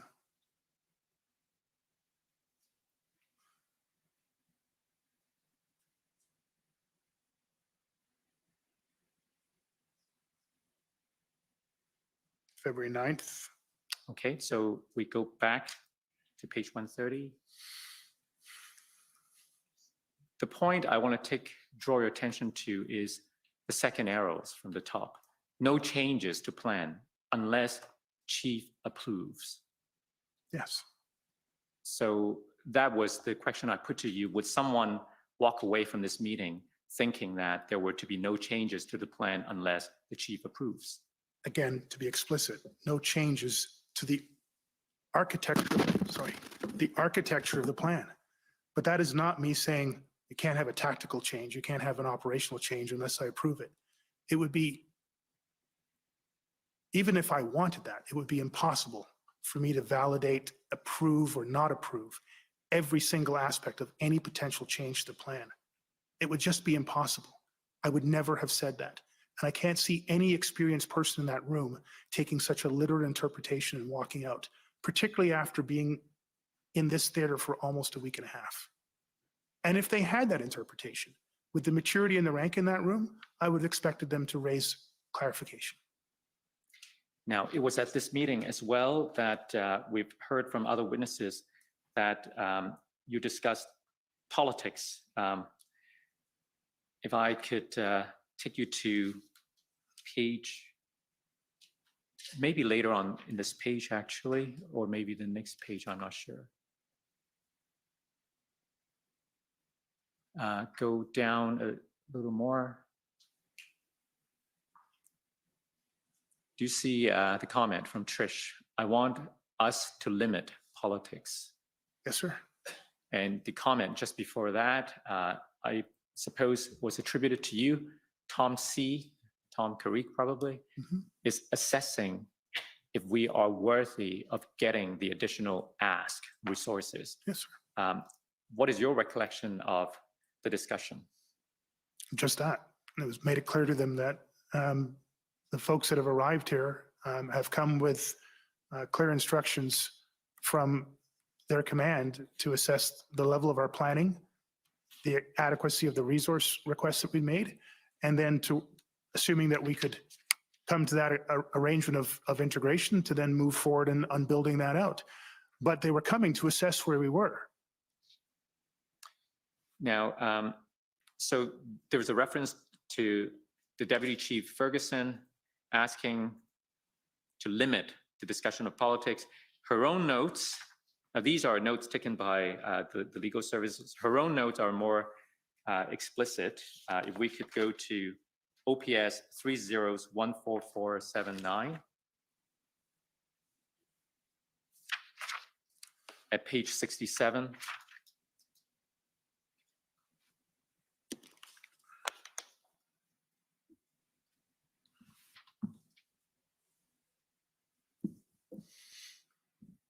We go down. Okay, talked about the plan. So keep going. See the dash? Talked about the plan.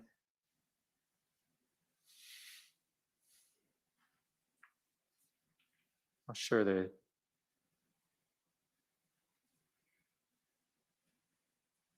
Talked about the plan for Briefing? briefing the embedded cell of planners and commanders. And he spoke of a type of conspiracy that is happening at provincial and federal levels. And this team is being handled by their political masters and promoted the idea that they are not really here to help. Can you help us understand who are these political masters and what was the conspiracy theory? Yeah, first of all, these are Tricia's, Acting Deputy Chief Ferguson's words. I won't challenge her emotions or interpretation around it, but they're not the conversation that I was leading at this point. I had a very clear discussion about two elements. We are going to be assessed on the quality of our planning and the relevance to the resource requests. And if we cannot provide enough substantive justification for what we're looking for, we're likely not going to get the level of help that we need. Secondarily, I did talk about the politics that are happening in and around this entire event By this time, it is a national event with global coverage. By this time, I had had several interactions with all three levels of government and the board. That was clear to me that there was increasing, intense, and in some cases, I believe, undeserved and unhelpful political pressures happening to the Ottawa Police Service. Pressures that could affect our ability to secure the resources. So I was letting them be aware, giving them situational awareness, and allowing a conversation to happen in a very tight room with my command team so they could have as much understanding before they went in front of the group of external agencies to have that conversation. I didn't want there to be any surprises, and I wanted them to be as fully informed as possible. An example would be the day before this, there was a public motion put forward by a significant number of city councillors asking for the Ottawa Police Service to be removed of police's jurisdiction for the purposes of the incident command. So these were very live, real-time issues. There were others that they were less aware of. So I tried to give them indications as to what was going on without delving down into the unfortunate details of it. It's in that context that I think Acting Deputy Chief Ferguson may have thought it was a conspiracy theory. These were very real experiences that I was aware of, and I was trying to bring my command team to a level of awareness so they could appreciate the challenges that we would have to show a unified approach around this going forward. And if we didn't have a unified approach, these type of politics could very quickly divide and conquer us. Were you concerned that these officers coming from the OPP or RCMP may not come with a pure motive to help, but rather were acting on behalf of whoever was sending them for other politically related reasons? If you're asking whether Chief Superintendent Party and Superintendent Liu were there for political reasons, no. I think they were genuinely assigned, and they came with genuine hearts to offer the help that they could, to understand what was going on and offer the help they could. But I'm very much aware of the politics that comes to play on the heads of chiefs of police and commissioners. And I'm very much aware of a number of issues that my colleagues at that rank were facing. Now, you were the one who was asking for help, and when they came, was there any reluctance on your part to share the information within the OPS in order to help them help you? Not whatsoever, sir. Did you have any issues of trust in relation to working with them cooperatively to resolve the situation in Ottawa? Trust, no, but I was very explicit on 2 points. Integration means that the Ottawa Police Service remains police of jurisdiction, and the Ottawa Police Service remains in control of the incident command system, and that the resources I'm asking for are to be under the control of the incident command system. Those are the only 3 caveats. If they couldn't agree to those 3 caveats, we'd probably have to go back to the drawing board in some other way to get the resources and achieve another type of integration. Those were the 3 caveats. It's not a matter of trust. It's simply a matter of the baseline aspects, the red line aspects of our ability to move forward under an integrated model. Your command team has told us that they perceive an issue on your part of not willing to let go of control, to a concern to hold on to, by way of this police of jurisdiction concept, to hold on to some kind of control. Do you agree with that? Not at all. Do you know what they're talking about? No, I don't, sir.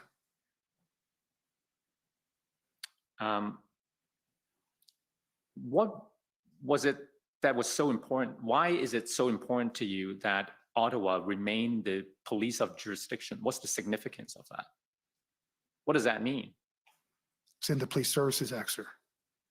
We are the police of jurisdiction.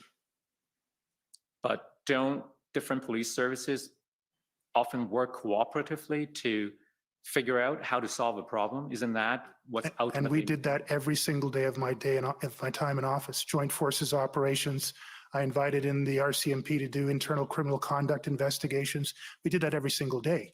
That is a very, very different thing from we are no longer the police of jurisdiction in the nation's capital for 1 million people. The Ottawa Police Service will no longer be the police service here, even though we've been so for a century and change. That is a very different concept of operations.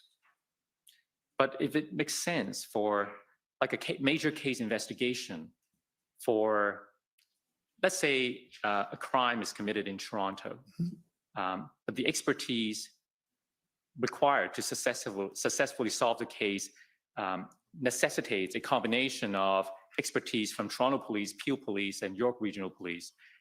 Isn't there some protocol that the lead would not necessarily be the police of jurisdiction? It would depend on the circumstances, what makes the most sense. I can think of examples where, yes, a lead investigator would come out. The lead investigator in the criminal conduct investigation was from the RCMP, but professional standards were still under my control as a police chief in the police of jurisdiction. The decision to lay charges or not lay charges from a police act were still under Part 5 for me as a chief of police. But if I'd abdicated that role and responsibility, then it would have to be the RCMP lead investigator to decide on the totality of the circumstances around that case. So yes, hundreds of times, probably thousands of times, I've integrated police services for a wide variety of things: administrative, HR, human rights, operations, guns and gangs. I have no trouble whatsoever with that concept. In my time in policing, I'd be careful here. I can't think of a single time in my 30 years in policing where a police service said, we're done. Somebody else come do this for us. I stand to be corrected, but I can't recall a single occasion of that happening. But why would it be a matter of someone else doing it for us? Wouldn't it be a true matter of collaboration? They would still count on the local expertise, but maybe this is a question for the policy round discussions. I don't know. Potentially, sir. But in any event, at this meeting on February the 9th, if I take you to the notes, OPS 3014454. So we're returning to the legal services notes. If we go to page 136.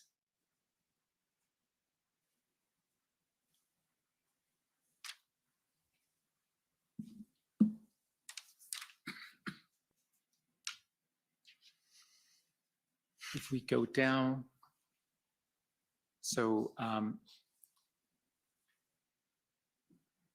this is still the 9th, I believe. Yesterday provided them the org chart of command. What more do you need to implement our plan?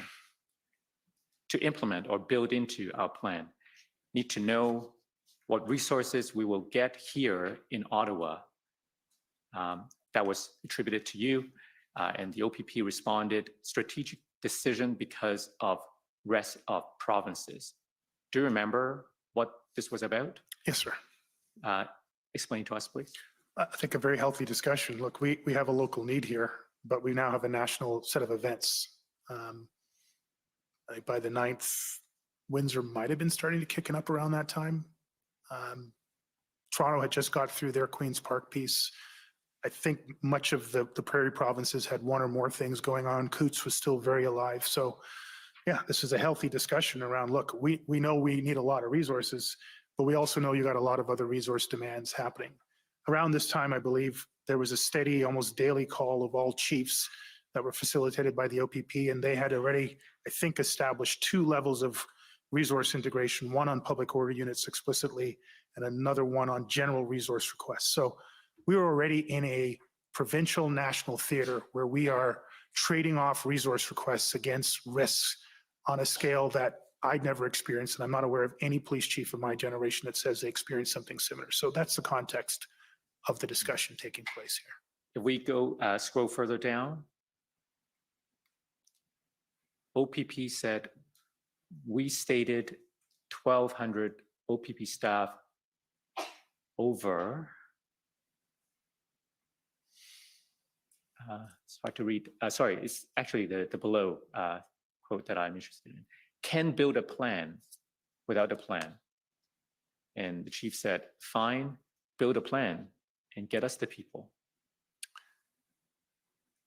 I know what was taking place here. I don't think these notes are particularly accurate at this point. I suspect there's a lot of back and forth and people are talking fast as I am now.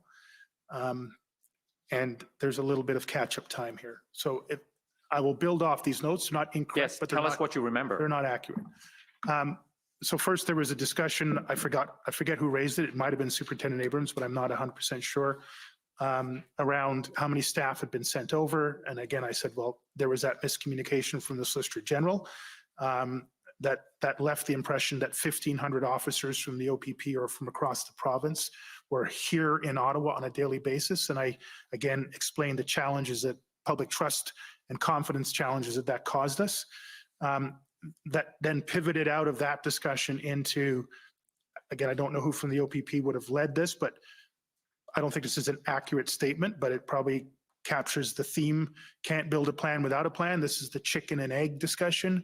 Should you have a plan first before you get the resources? And I'm saying we are planning and we know we need a level of resources. We can fine tune the plan. I need a commitment of resources. So that's the gist of the discussions that are taking place probably in rapid fire, and the scribe is, in this case, Christiane, is doing her best to keep up. Now, you do recognize these notes are from the OPS Council, Ms. Hunt? Yes, I just referenced Christiane, Because didn't you ask her, if we go to page 43, so I'm going back in time, page 43 is her notes on February the 3rd. As you can see here, do you see the bullet where she notated that he asked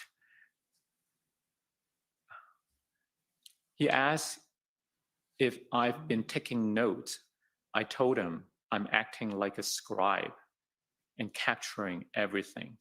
So it appears that you've asked her to take notes, and she's been doing her best to take notes, almost like a scribe, and trying to capture everything.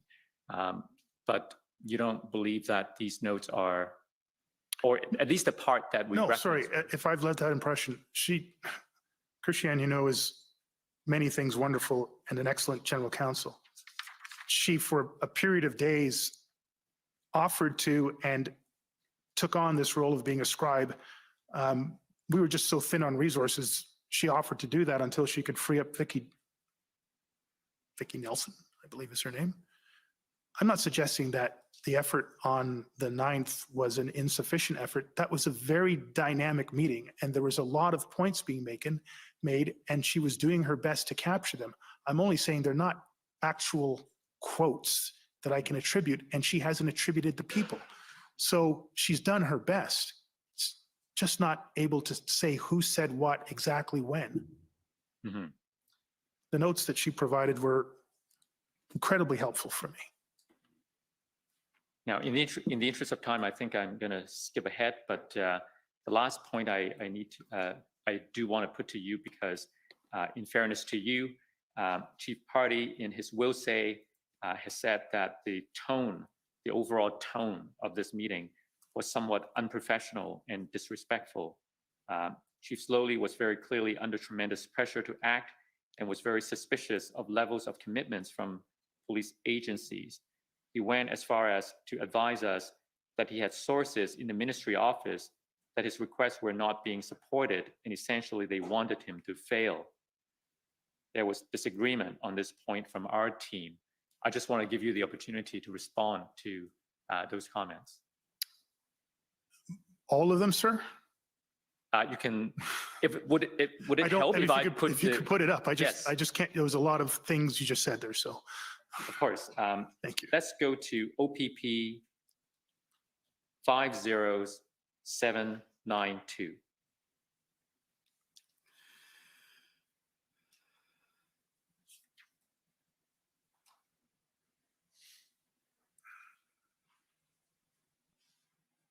And if we can go to page 4, please.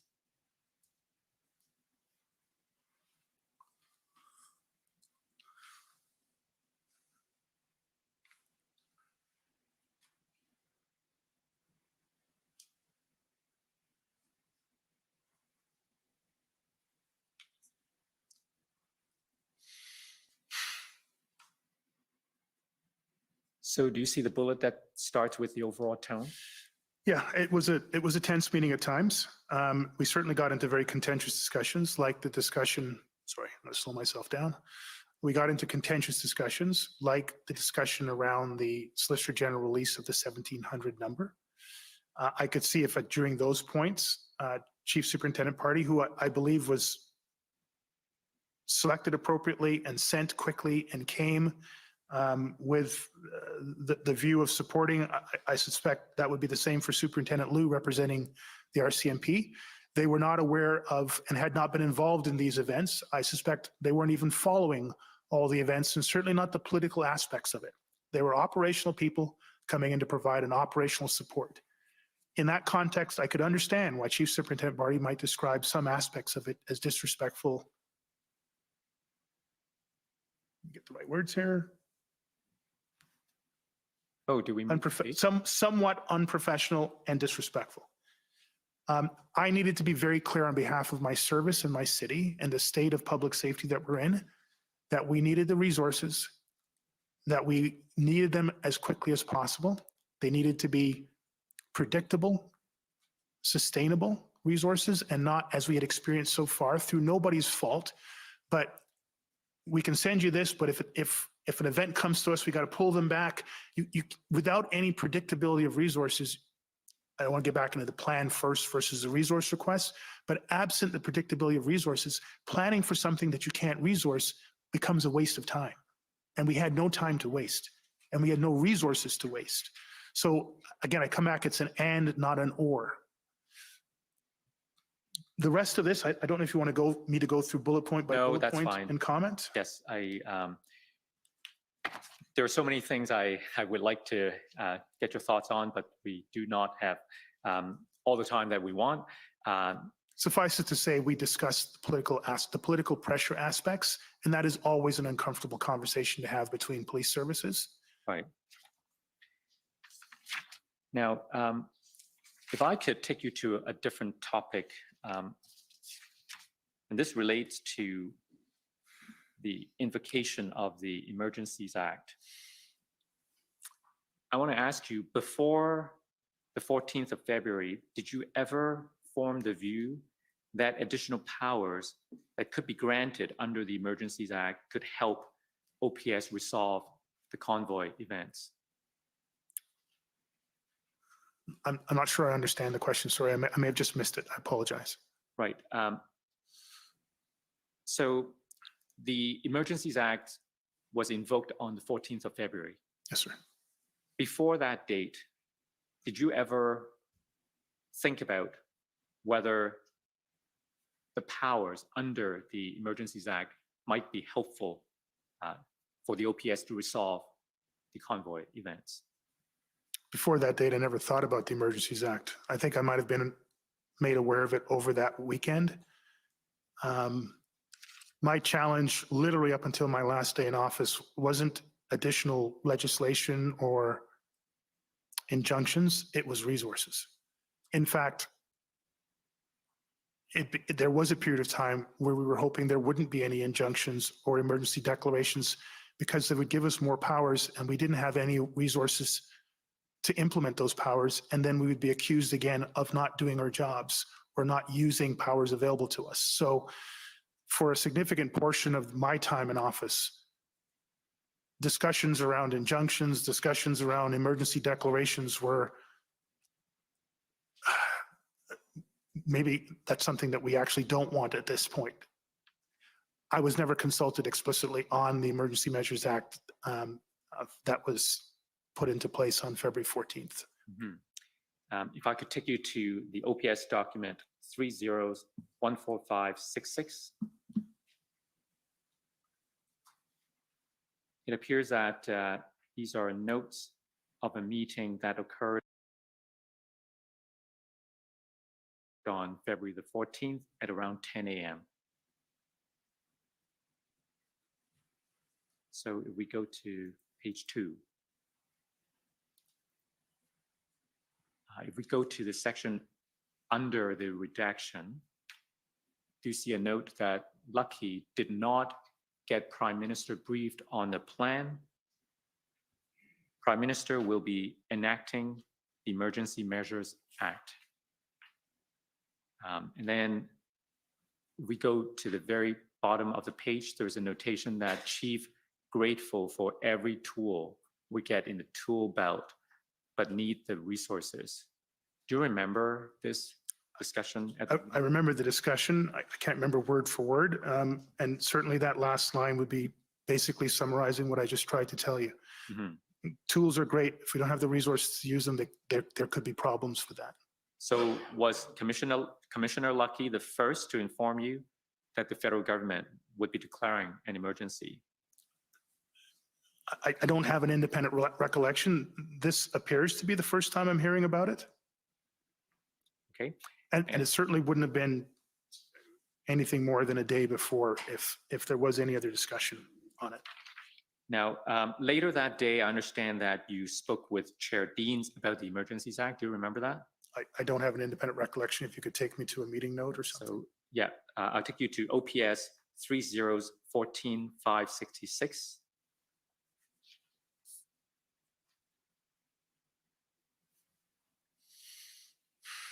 At page 6.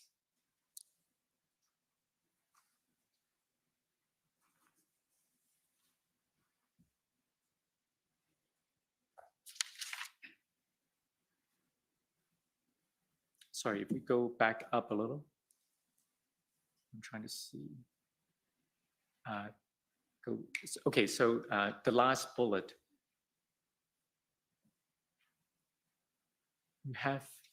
You have a municipal state of emergency, then a provincial, and now a federal. I have already said that we need more than just the OPS. Was that something you said during that meeting? That would be in line with the sort of type of discussions that I can go back to that there may not be a policing solution to this. This would be in line with that line of discussion. We have 3 levels of states of emergency. This is obviously more than just the OPS. Now, you said also in your interview summary that you participated in several phone calls with Federal Deputy Minister of Public Safety, Rob Stewart, and Commissioner Lucky before the federal government declared an emergency, and that you made it clear on these calls that the number one thing that the OPS needed were more police officers. Yes, sir. Sorry, I know I need to answer. Did the federal declaration of emergency help OPS obtain more resources? I can't tell you that because I resigned office within 24 hours. I'd like to show you an email exchange between Commissioner Lucky and Mr. Mike Jones, who was Chief of Staff to Minister Mendocino. The document number is pb.nsc.can.403256.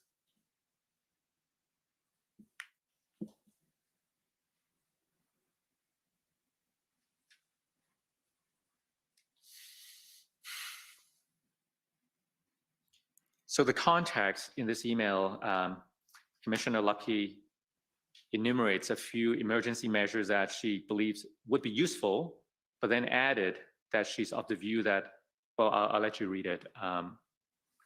We go down, she gave a few examples of additional tools, but then if we go further down, she said, that said, I'm of the view that we have not yet exhausted all available tools that are already available through the existing legislation. Do you agree with that assessment? I don't know what she's referring to, sir.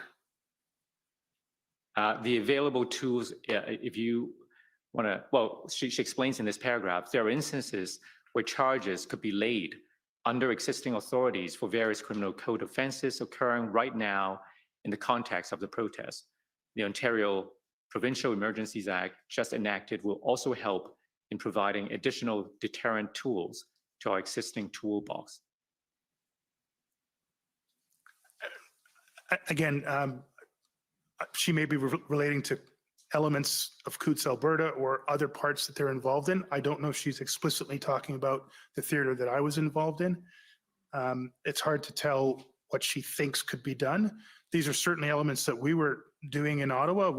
Where we couldn't arrest, we were getting information to lay charges after the fact. The Ontario Provincial Emergencies Act had just been announced on the Friday. We were still looking, I don't know if by this time on the Monday that we'd even had a substantial briefing from our legal team as to what those powers were and whether or not our incident command team had considered how to roll them into the ongoing evolution of the plans. I can't disagree with the position of the commissioner, but I can't say that it applies entirely to the circumstances that I was dealing with. At that time, did you have a view on whether we have exhausted all available tools that are already available through the existing legislation? We, meaning the Ottawa Police Service? That's right. Again, I come back to it, sir. We didn't have the resources to fully effectively utilize the private injunction and the elements of the Ontario, the Provincial Emergencies Act at this point. So I can't tell you that I would even have an opinion on that, other than we were just trying to get resources. Okay. Now, let's go back and talk a bit about, we began today's discussion. I do recall, just as an example, I forget which day it was. It could have been the Saturday or the Sunday. It feels like it was the Sunday. One of those tri-level calls that you referenced with Rob Stewart and Commissioner Lucky. It was the only time that Ministers Mendocino and Blair were on the call, and I joined it late for some reason. I had multiple competing demands. And there was a question asked, maybe it goes to what Commissioner Lucky was talking here about existing legislation, but a question was asked of me by Minister Blair. Have you considered doing bylaw enforcement, which I thought was a strange question. And I said, yes, we've been doing bylaw enforcement from the very beginning. And then he asked a second question, well, have you considered towing trucks? And I said, yes, we've been towing trucks from the very beginning, but we don't have sufficient officers to do full enforcement, and we don't have sufficient trucks to do extensive towing. Maybe that has something to do with this, we haven't exhausted all the tools comment, but that's the only context that I can think of. Okay. Now, we began our discussions today with questions about the Ottawa Police Service at the time the convoy arrived. And now we're well into February. I want to come back to the question of your confidence in the OPS team. On the day before your resignation on the 14th of February, we have this communication, your communication with Chair Deans. If I could find the reference.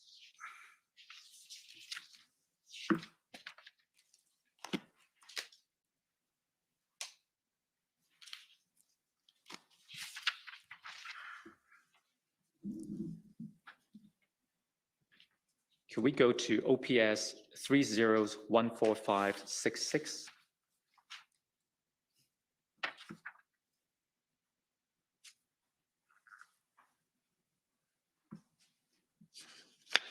Page 6.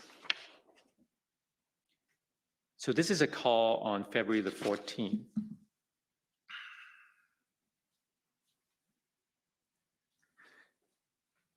So if we scroll down a little, when asked by Chair if any of my orders were disobeyed during the demonstration, Chief advised there have been major issues with senior leadership team members, but he has not had time to do an investigation on what has been going on here.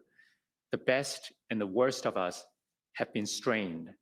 That is why there has been tense meetings and why some have not demonstrated their best efforts. Like everyone, I have been at my best and I have not been at my best. Can you explain what you meant? There was a discussion in there with the chair around the quality of support that I was receiving inside the organization and my own sense of where we were at the leadership level. A reasonable question from the chair of the Police Services Board at the direct employee level that the board has with myself and in this case only Deputy Chief Bell, because Acting Deputy Chief Ferguson was not an employee of the board. And I gave my best answer to her. There were some challenges. I mean, I actually think these notes capture it well. There would be elements of some of those leadership challenges that would need to be reviewed in an after-action report. Again, I didn't have a chance to ever conduct that. And I had made decisions on the fly in the midst of this very fluid situation to address conduct issues and park them, or address them and move on from them completely. But I also gave the caveat that there had been incredible levels of stress and fatigue, and that clearly no one, including myself, could claim that they were always operating in their best, at their best. How did that lack of trust affect the leadership of the OPS during the convoy events? In the sense, did it make you more likely to step in and provide directions because you could not trust others to lead at the strategic or operational levels? No. It's an important question you're asking, and it's not an easy question to answer. So please, if you can give me some leeway here. There was a significant trust issue. That's the only significant trust issue that I was aware of, and I thought had a material impact on the events that transpired over those weeks, was the switching out of Superintendent Riom for Superintendent Dunlap. And we've been through that, so I won't go back to it.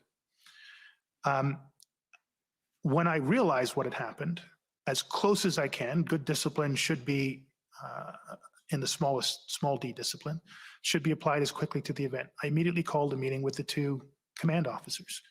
I asked them a straight question, and to their credit, they gave me straight answers.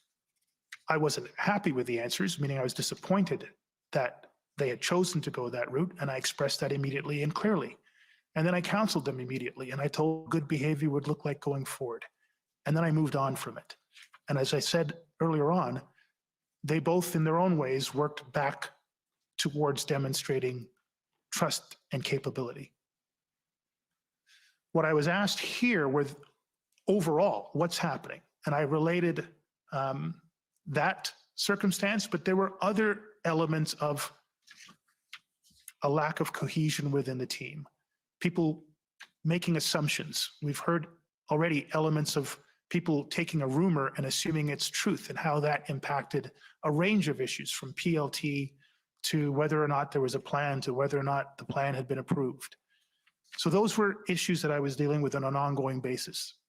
They were difficult issues to deal with. They took time and energy away from everybody involved, including me. And in some cases, they caused confusion. So those are the types of things I was trying to relate to the chair, but I was also trying to relate the context in which we had found ourselves. Unprecedented, uncharted, unrelenting pressures inside the organization and outside the organization, to not leave her with the impression that we were having some sort of a mass internal revolt. That was my understanding at that time. And that's what I tried to relay as honestly and as fully to the chair at that time. Now, there are two other events I want to cover. So you had this conversation with Chair Deans on the 14th. I want to ask you about the 13th, as well as on the 15th. So let's start with the 13th. I'm skipping ahead. I jumped a few things because in the interest of time, we've heard from the other witnesses, including Chief Party and Superintendent Bernier, that Superintendent Bernier was working closely with the integrated planning group as of the 12th, and by the 13th, they have signed off on a plan, and we've seen the plan. There's an email that was exchanged on around the 13th that I'd like to take you to, so as to clarify what your understanding was as to the evolving plan that you described. Can I take you to OPP 401547?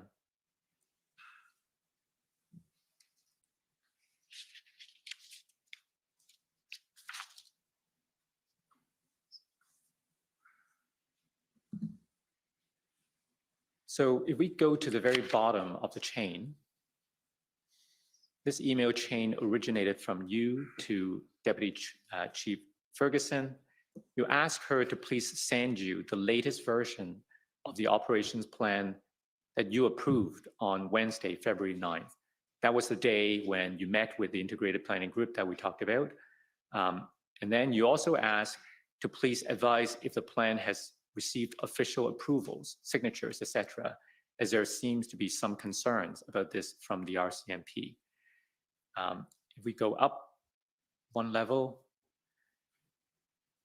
so Deputy Chief Ferguson replied to you saying, in checking with Rob Bernier, he finally had a chance to review the plan from the integrated planning team and has sent it back with his comments.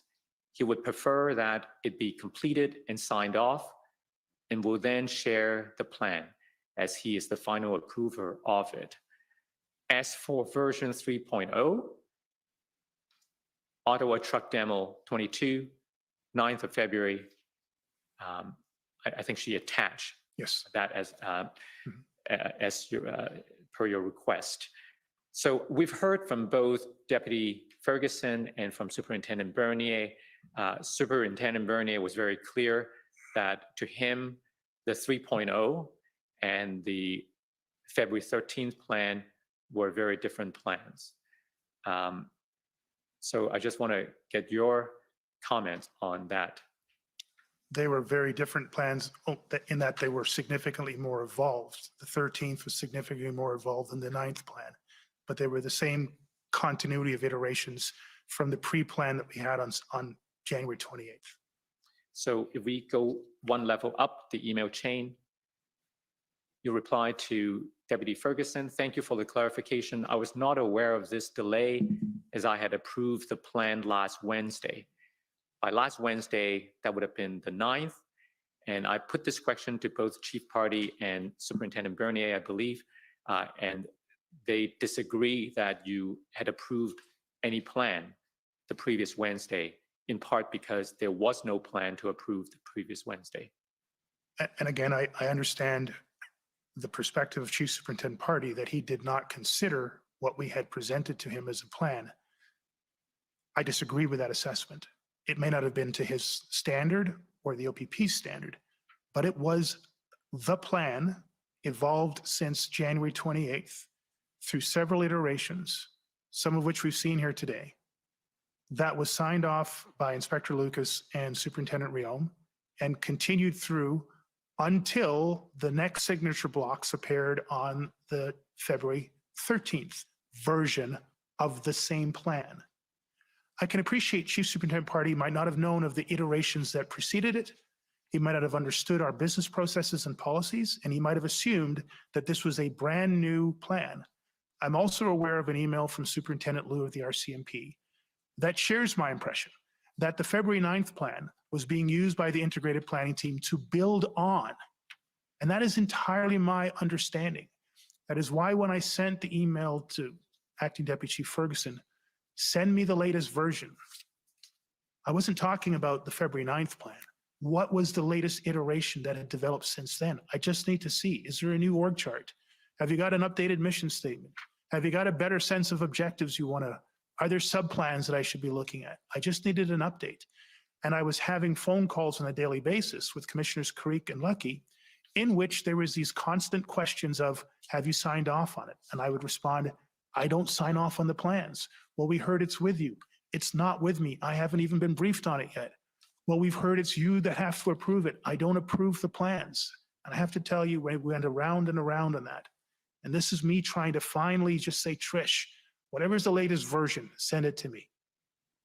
If it's been signed off, please send it to me quickly so I can forward it to Creek and to Lucky, Commissioners Creek and Lucky. And that's exactly what I did at the end, I think somewhere around 9 o'clock that night.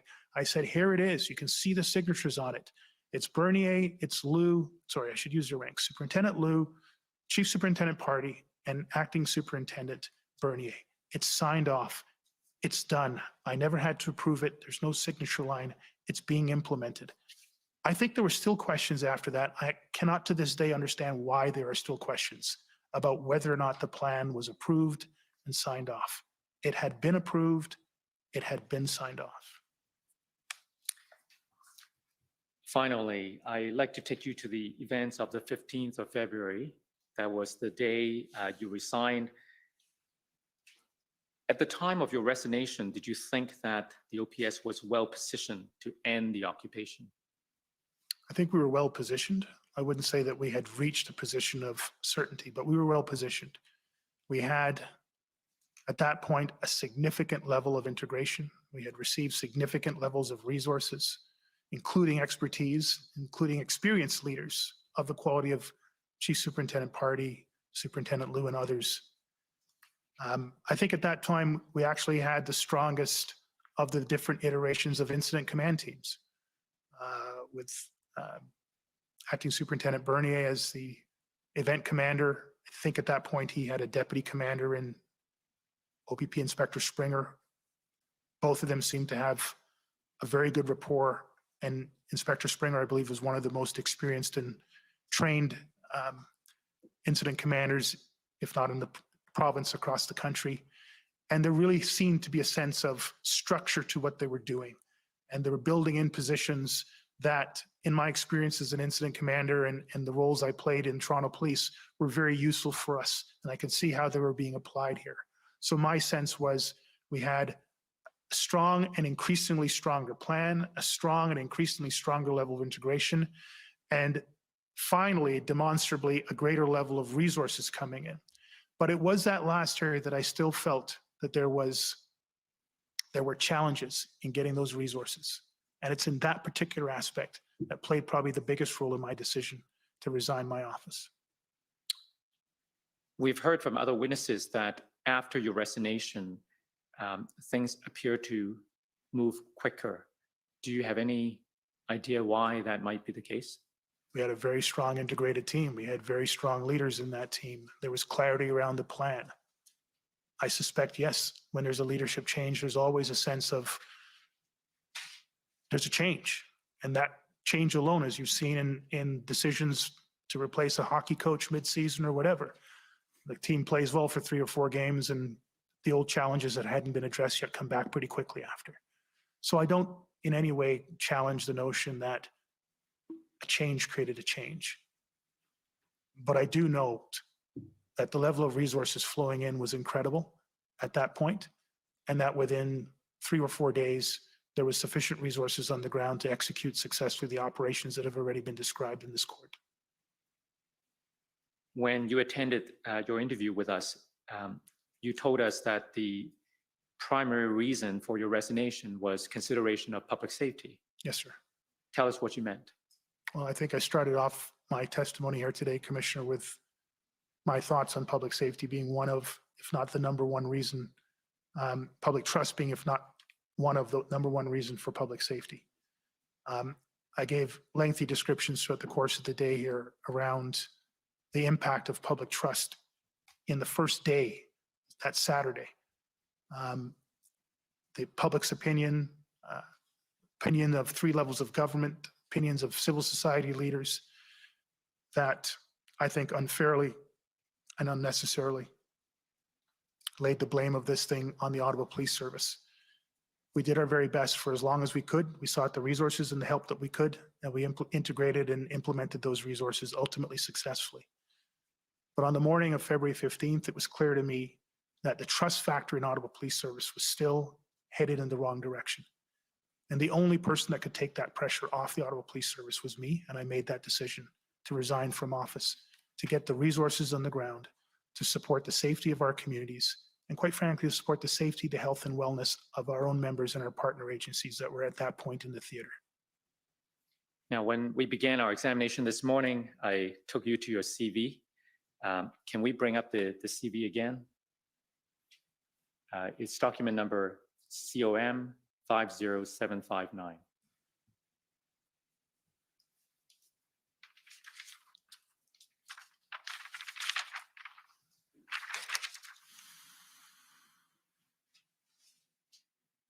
So at the top of your CV, there's a motto: others before self, compassion for all. Why is that on your CV?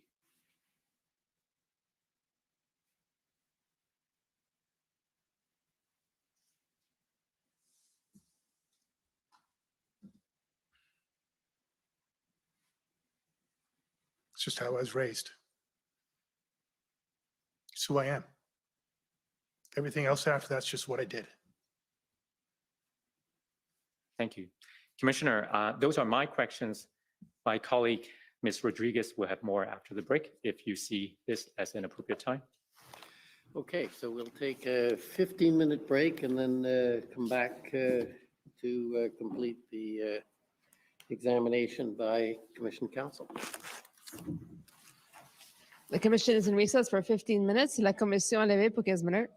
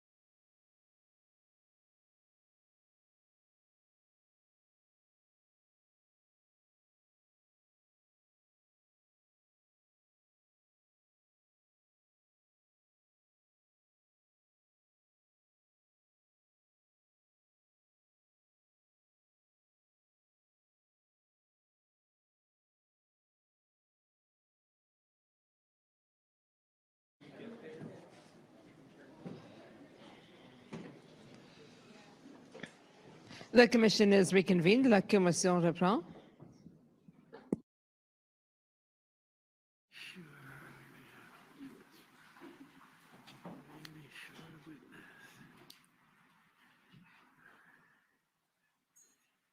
Okay, well, maybe I'll take another couple of minutes in the circumstances.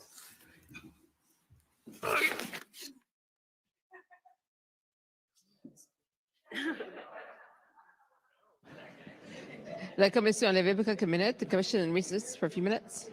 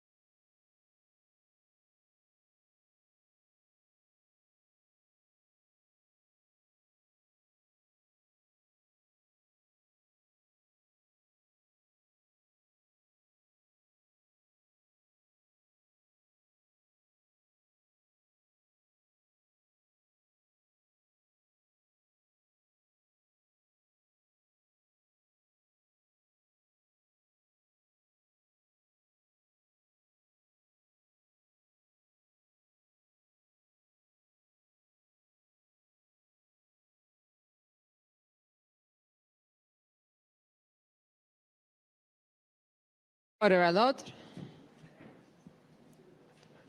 The commission is reconvened. La commission reprend.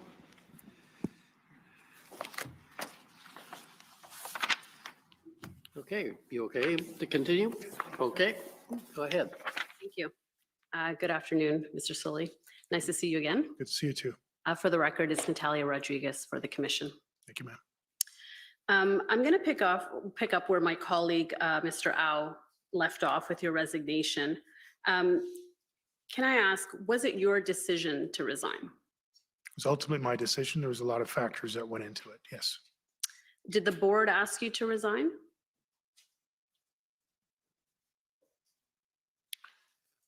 There were significant pressures. It was clearly to me, it was clear to me that the board, specifically Chair Deans, had lost confidence in my position, and that was a factor in my decision. Now, I believe Chair Deans told us when she was here last week that she did not lose confidence in you, but you're saying you felt that she had lost confidence in you. From statements made and yes, the totality of the circumstances, yes.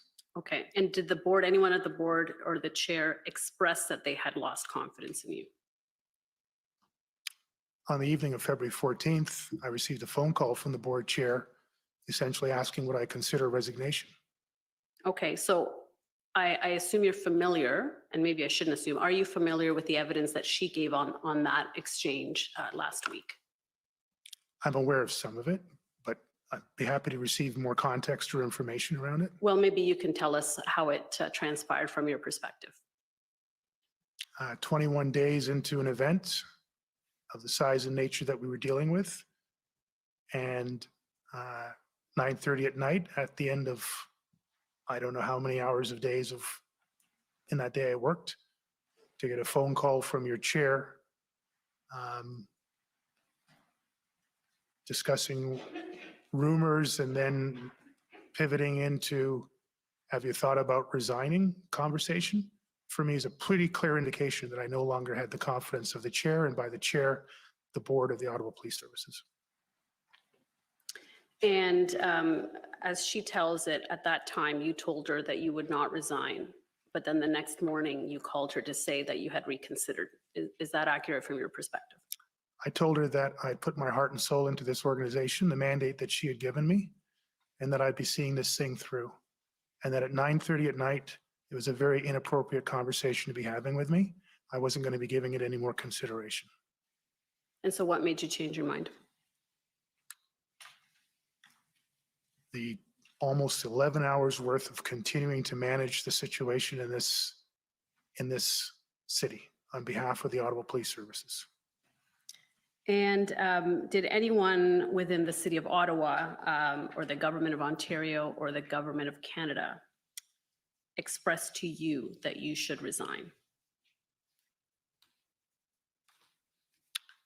I'm a little bit, I realize I'm not supposed to be referencing other people's testimony or evidence presented already, but I am aware of a very alarming text, apparently from Brenda Lucky, Commissioner Lucky, to Commissioner Carrique. I wasn't aware of it before my decision, but I am now aware of it now. So I don't know how to relate that into this situation. So Well, it's more about, did anybody tell you, did anybody put pressure on you or suggest to you that you should resign? That at the time, obviously you would have been aware of that if somebody had said that to you. thank you. That's more helpful for me. I had direct experiences with officials at 3 levels of government.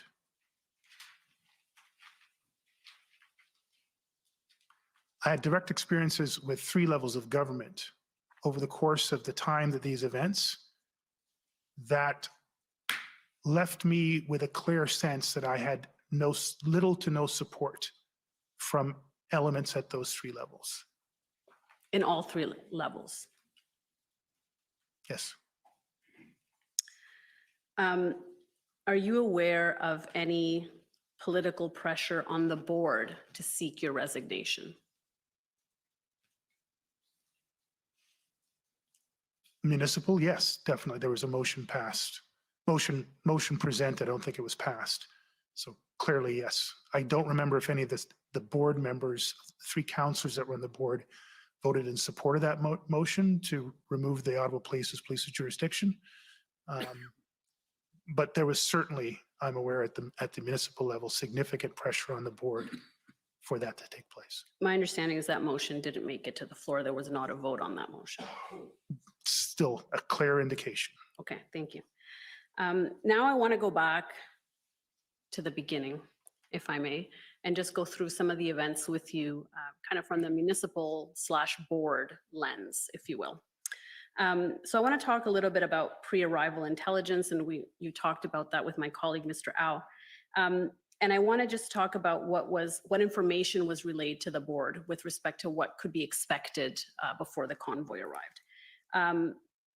Now, Mr. Superintendent Abrams of the OPP confirmed in his evidence that on the 27th, there was an intersect call. And on that call, OPS confirmed that their planning was on the basis of assuming 3,000 trucks coming into the downtown. You're aware of that, right? Yes, and I believe Interim Chief Bell indicated in his witness summary that as the convoy drew closer, they were expecting 3,000 to 4,000 vehicles to arrive in Ottawa. I don't remember the 3,000 to 4,000 number. My memory's around 3,000, but I don't think at this point it matters. Sure. And then I believe Inspector Lucas in his evidence confirmed that by January 26th, the OPS was expecting about 10,000 people on the 29th on that side. I did hear that from Inspector Lucas. Yes. And so now I want to just, having that context, turn to what the board understood would be the situation on the 26th when there was that board meeting. And my understanding is that the January 26th board meeting was the only pre-arrival,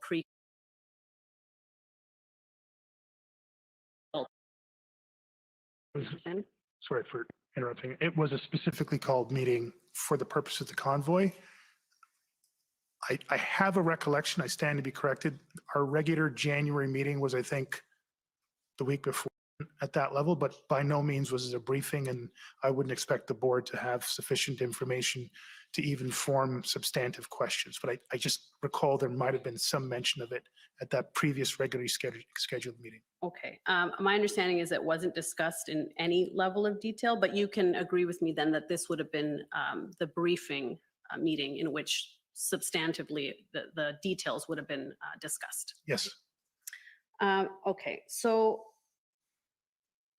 if we can turn to the minutes of that meeting, OPB 401257, and these are the minutes of that meeting. And I want to take you to page 5.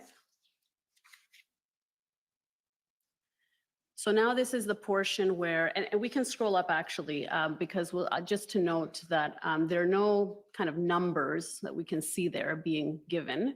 If we can keep going up. So these are, yeah.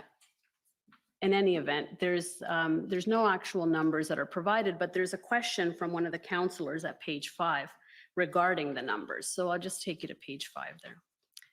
Councillor Brockington. And then the question was raised regarding whether the service had an idea of how many people and vehicles were expected. The service noted that although the information is in flux, the truck movement began on the West Coast and had swelled and shrunk as it has traveled. The service was also monitoring other groups expected to participate in demonstrations over the weekend. The service was anticipating in the 1,000 to 2,000 person range. However, they indicated that it could change even with an hour. So by this time, there was a plan in place assuming 3,000 trucks entering the downtown core. Why wasn't that information given to the board? These minutes are not verbatim minutes.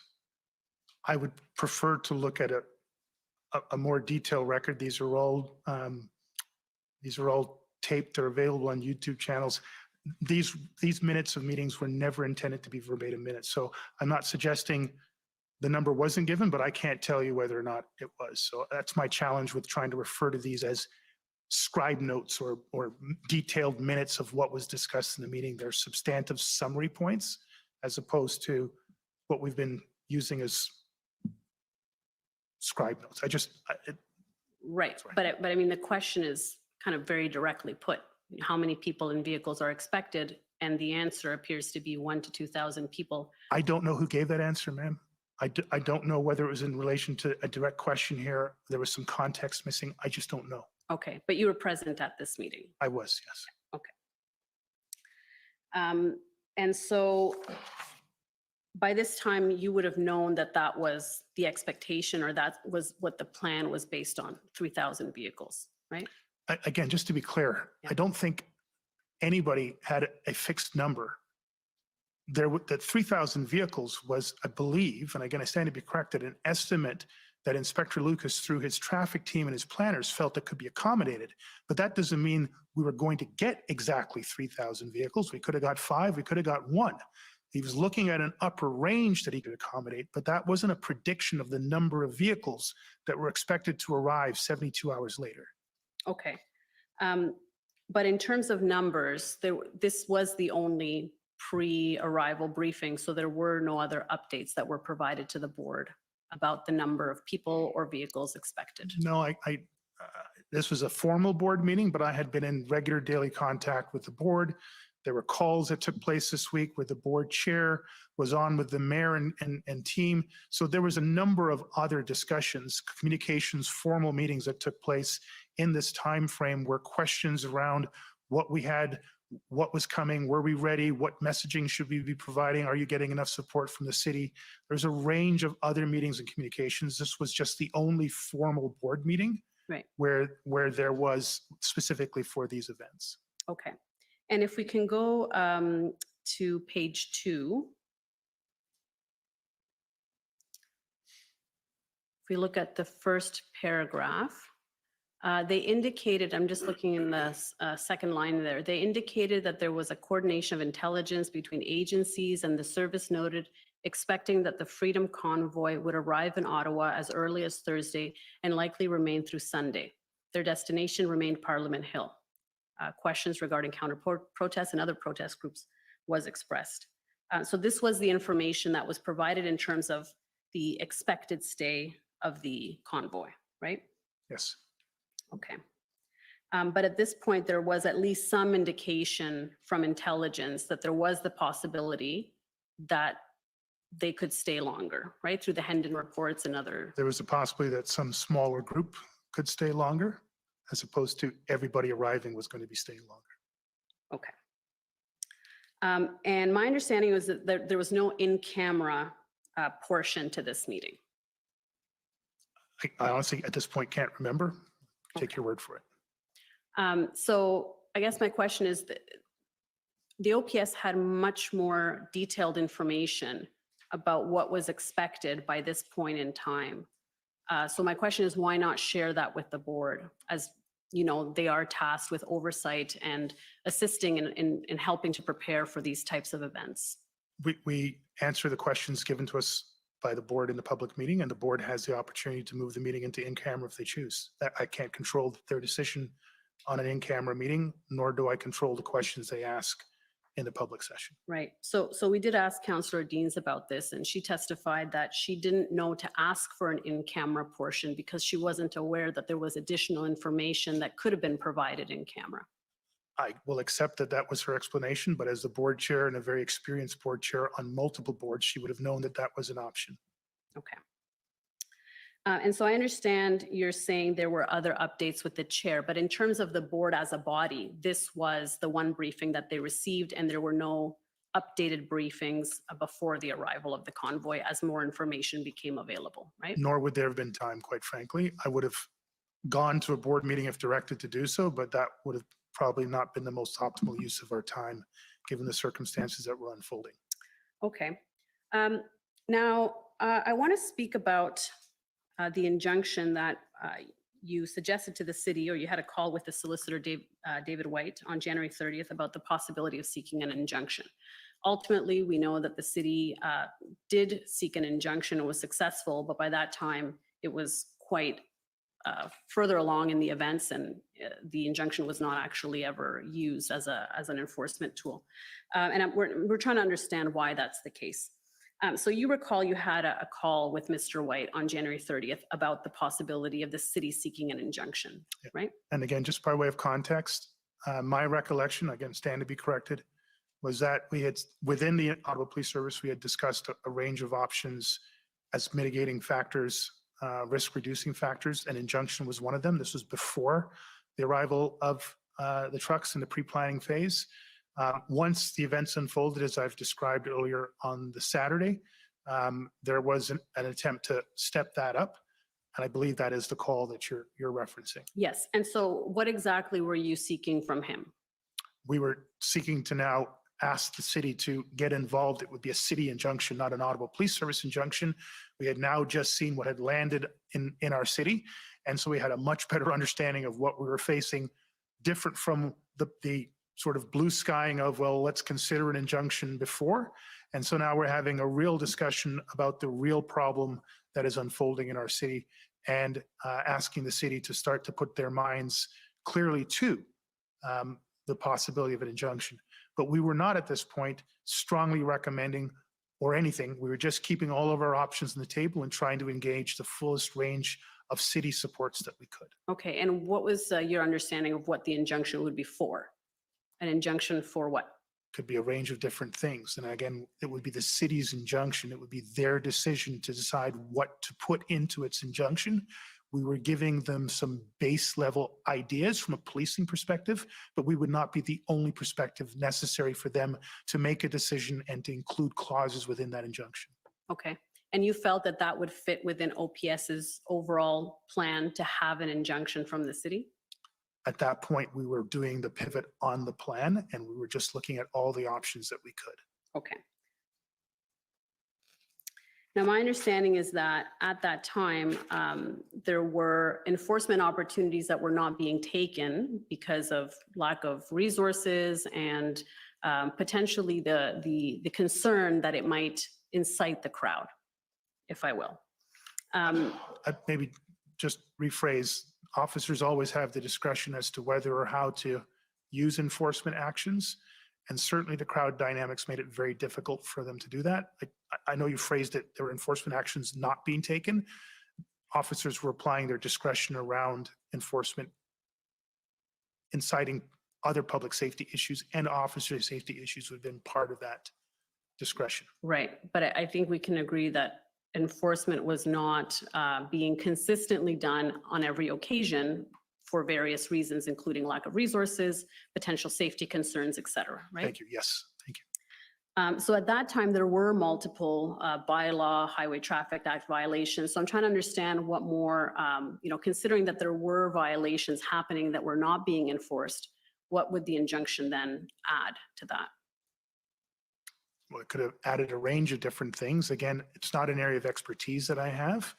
There could have been heightened fines. There could have been new bylaws passed. There could have been through an injunction, maybe there would be some way to engage other elements like insurance bureaus, hotels. Again, it's not an area of expertise. I'm not a lawyer. I don't believe I've actually been involved in the drafting and carrying through of an injunction all the way. I would have relied almost entirely on my legal services team to have those conversations, and they would have been entirely informed by the needs of the incident command group. Fair enough. So I'll take you to OTT 3029695. And this is an email from David White, city solicitor, to Steve Kanalakis, who's the city manager. And this was after his discussion with you, Mr. White's call with you. He emailed the city manager, copying others at the city about the discussion that he had just had with you. So that's the context for this email, in case you haven't had the chance to see it before. So he says, I just got off the call with Chief Slowly and his team that is coordinating the OPS response to the protest on the issue of an injunction. So then he says, this is what they're looking for. And then if we go to the second paragraph. Okay, yeah, thank you. Oh, third paragraph, excuse me. I also took the opportunity to explain to the chief that any request for an injunction would need to be founded in public safety concerns. While the OPS's main concern seems to be around noise, traffic impacts, public frustration, based on the idea that the police should be doing something about the protest, mounting costs, air pollution, etc., there does not yet seem to be significant violence associated with the event, nor much in the way of public safety concern. So I just want to pause there for a second. Is that what you told the city solicitor on January 30th, that there was not much of a public safety concern at that point? Well, thank you. I can't imagine why I would ever say that. I think this is the 30th, this would be the Sunday. I mean, we had seen massive public safety concerns across the downtown core in the red zone. Were well publicized on mainstream media and social media events of assaults, threatening behavior, hate incidents.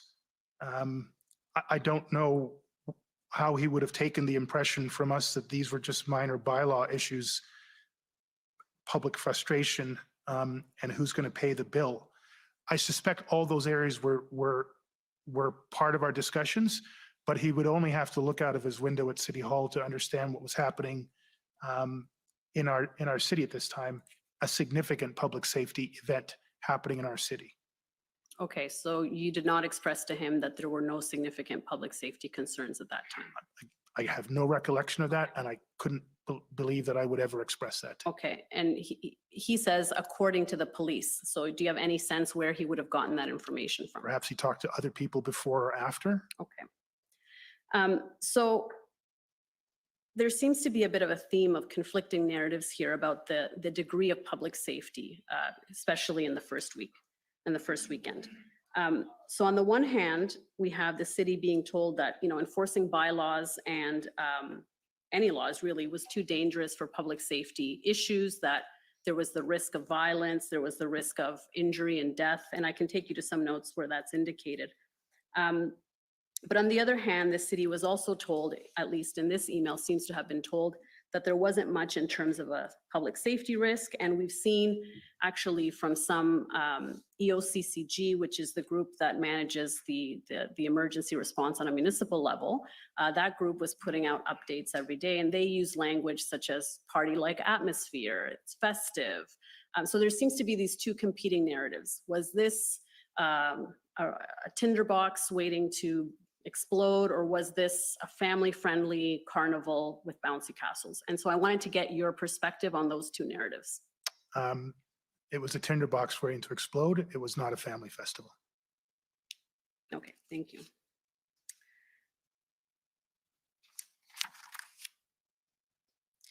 Now, my understanding is that in terms of the discussions of the injunction, the city got to the point where they were looking at potentially seeking an injunction for various things, but they required OPS to provide them information that they can then use to support an application for an injunction. And that was never provided according to the city witnesses that we heard from. Do you have any sense of why that is? None whatsoever. This had been assigned, I think, again, I may be corrected by documentation, but my recollection is that Christiane, as general counsel, would have been lead for this. She would have relied on the supports of the incident command team, as well as other planning capabilities outside of the incident command team within our general organization to be able to address any questions or information requests.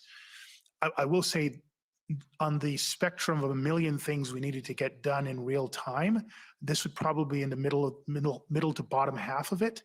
So it is possible that the city was waiting for updates, but everyone in the organization, my organization, was busy on higher priority items at that point. So that's the best explanation I could give you. But there was certainly no indication that I had that we were disinterested in supporting it. We'd simply passed it over them and washed our hands of it. Okay, thank you. Now, I understand that you were looking to have the city exercise its kind of political influence at different levels of government in order to assist in getting resources, and there were various things you had asked them to look into and to do on that February 6th email where you told them, we need 1,800 officers. I believe in one of the, and actually maybe we should go to it, OTT 3018172. Just while that's coming up, Commissioner, I have your indulgence for a second, sir. I don't know what the procedure around this is. I was asked a question earlier on, and I was giving an answer, and I changed midway through my answer, and it may have sounded like a complete phrase. It was a change of phrase. Can I just correct the record with your indulgence? Absolutely. We're just trying to get to the bottom of things. So no, there's no. And if I get this wrong, problem, and in fact, if by the later in the day there's something comes to you, please interrupt and put it forward. Thank you, Commissioner. If I get the question wrong or the context, please correct me. I believe you asked me a question, to what extent did I believe that the three levels of government had lost confidence or trust in me? And I believe part of my response was I felt that all three levels had expressed very low. What I was about to say was very, and then I changed to low. It came across, I believe, as very low. I just want that corrected for the record if that's. So the answer was very? No, it was low. Low. But I had experienced incidents where there was clearly some low level of lack of confidence in the organization from all three levels of government. So this is the email of February 6th. If we go to the first email of the thread. Right, okay, go up a little bit so we can see who it's from. Yeah, keep going. Yeah, right there. So it's John Steinbach's from the OPS, and it's to Chair Deans and the mayor and others in Ottawa, and you as well. And if we go down, Chair Deans and Mayor Watson, please find below the list of Ottawa Police Service asks to the federal, provincial, and municipal levels of government that was requested yesterday by the board. So as my colleague pointed out, on the 5th of February, you were asked to provide a number of resources that you required, as well as other requirements that you needed in order to bring this to an end.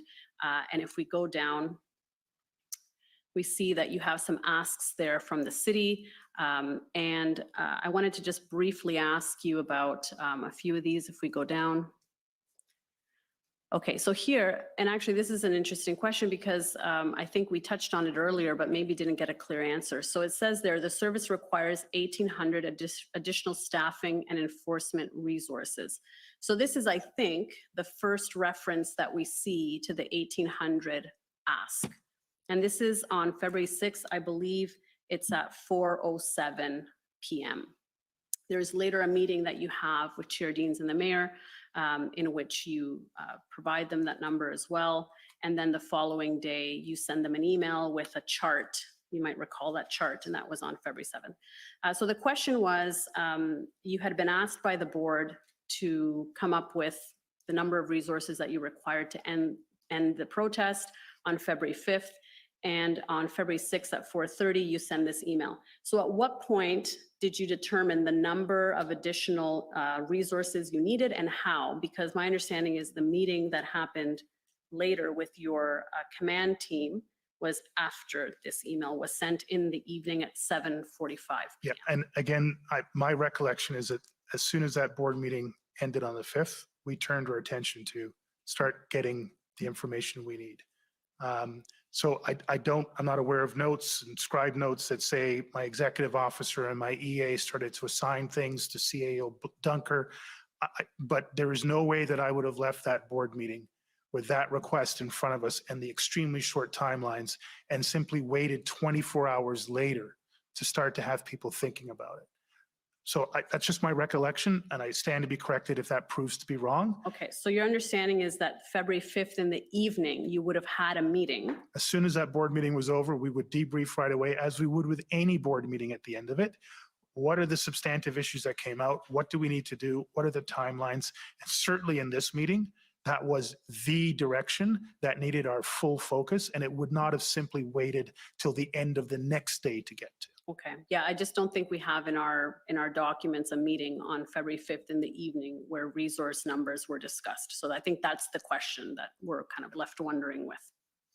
And so if we look at the third bullet point, professional mediation and negotiation capacity, what were you asking for there? Again, we were trying to think of anything that could assist us. The concept of mediation and negotiation was clearly a live discussion at many levels in the organization and many levels of government. And so any particular advice, supports, expertise that we or the city could bring in could be helpful. Okay. And so with that in mind, you're asking the city to exercise its political influence and to look into professional mediation even. You're aware on February 6th, it's also the day that the city of Ottawa declared a state of emergency. Do you recall that? I don't recall it, but I'm not challenging the date of it. And so according to some of the documents that we've seen and the evidence, the expressed intent of that declaration, or at least one of the reasons for that declaration, was to put pressure on the premier to exercise powers to resolve the situation in Ottawa. Did you ask the mayor to declare a state of emergency? I was involved in discussions around it. I've been involved in those, had been involved in those discussions in my time in Toronto for a variety of reasons. And literally every time it ever came up in Toronto was, it may get you some money transfer payments.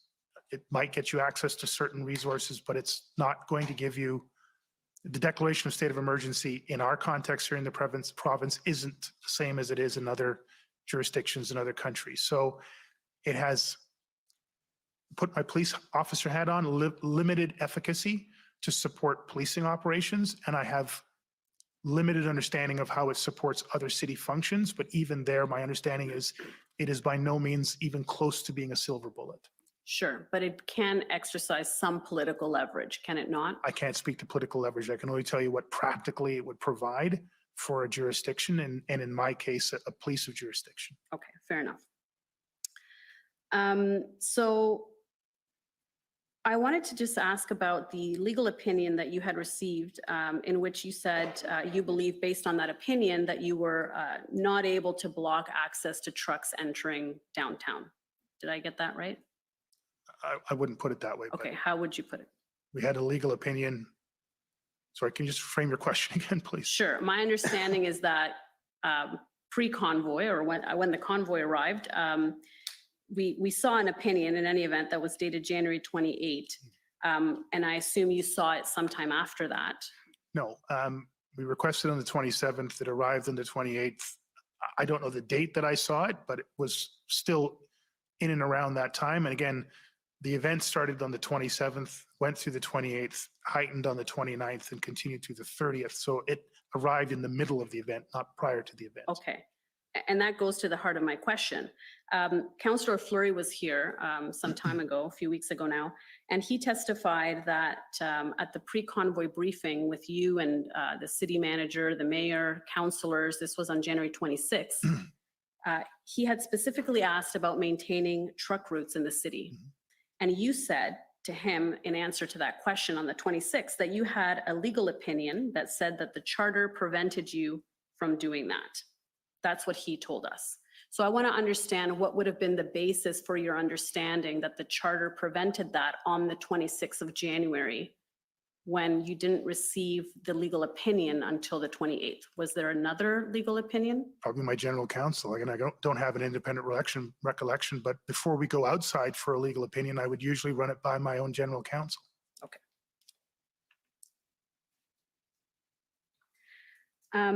And you testified that by the 29th, on the Saturday, I thought I heard you say this morning that the demonstration was an unlawful demonstration. Is that right? By virtue of the first law broken in and around it. Okay, and so what did you mean by that? What were the laws broken? Too many to list. Can you give me a sense? Like, are we talking criminal code violations? Are we talking Bylaw, about? Provincial Offences Act, Criminal Code, federal statutes, too many to list. Okay, so bylaw, Highway Traffic Act offenses. Okay. So my question is, with respect to the first weekend, I think it could be assumed that 3,000 vehicles in the downtown core would lead necessarily to Highway Traffic Act and bylaw violations, right?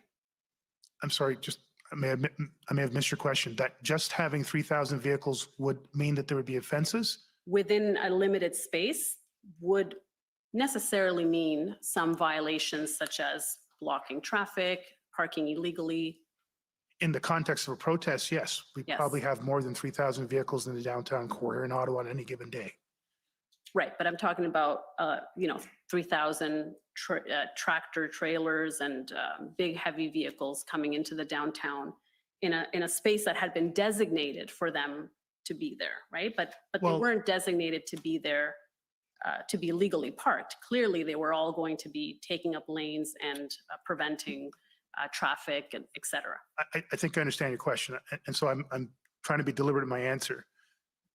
I can't imagine that the PLT would have negotiated, hey, when you come in, you can break our laws.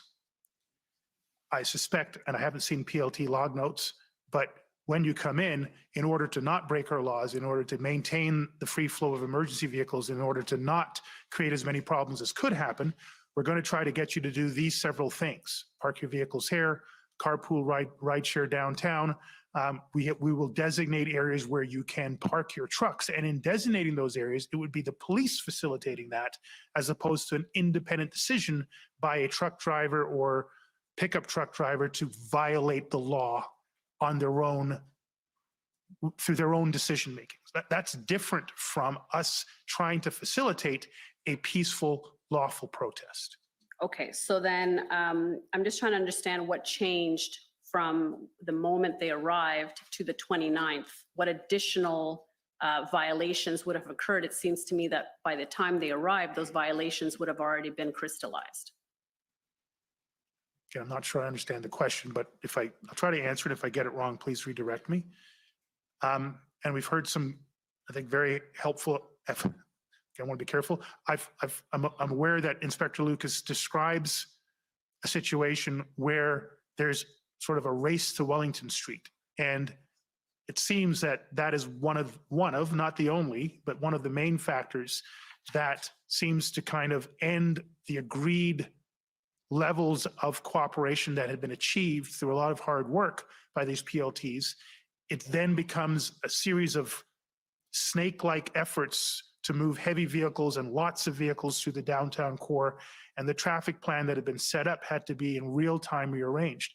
All of that chaos, yes, in all of that, we started to see significant levels of bylaw, Provincial Offences Act violations, not to mention those who were either walking, riding, or in any other conveyance, starting to do a wide array of social disorder, threatening and intimidating behavior, physically and psychologically assaultive behavior, and yes, hate-related behavior and ultimately criminal code violations, all of which happened in near real time over the morning and early afternoon and throughout the remainder of the time of the events in the city. So, so if by the 29th it had become an unlawful demonstration, why was access not prevented into the downtown core by the second weekend, the 5th of February, when additional convoys came and joined? By then, surely you would have the authority. You've touched on one of my frustrations. Was not my intention. That is why there's clear documentation of me saying, are we ready to go? Have we thought about all the things we need to do? Have we considered whether we're going to be closing more roads, more highway off-ramps, more bridges, based on what we learned from last weekend and what we've seen in other jurisdictions? And I was really kicking the tires hard on that. And that is why on the third weekend, I issued my only direct order at the operational level: close the interprovincial bridges and close the highways that give direct access to the downtown core. I rescinded that only when the then event commander, Rob Bernier, articulated a substantially robust traffic management plan to address the circumstances that were happening at that time. And it turned out to be a very successful plan. But that remained a significant concern for me and for the organization. There were more roads closed on the second weekend. There were more effective coordination around the interprovincial bridges. There was more assistance for the OPP on monitoring traffic along the King's highways. But I really still had a lot of concerns about that. Right. The downtown core was never hardened, so to speak. In the fullest sense, meaning that we blocked off all of the access off-ramps, which I saw as a private citizen. No, to that level of hardening did not exist in the 3 weekends that I was a chief of police for. Okay.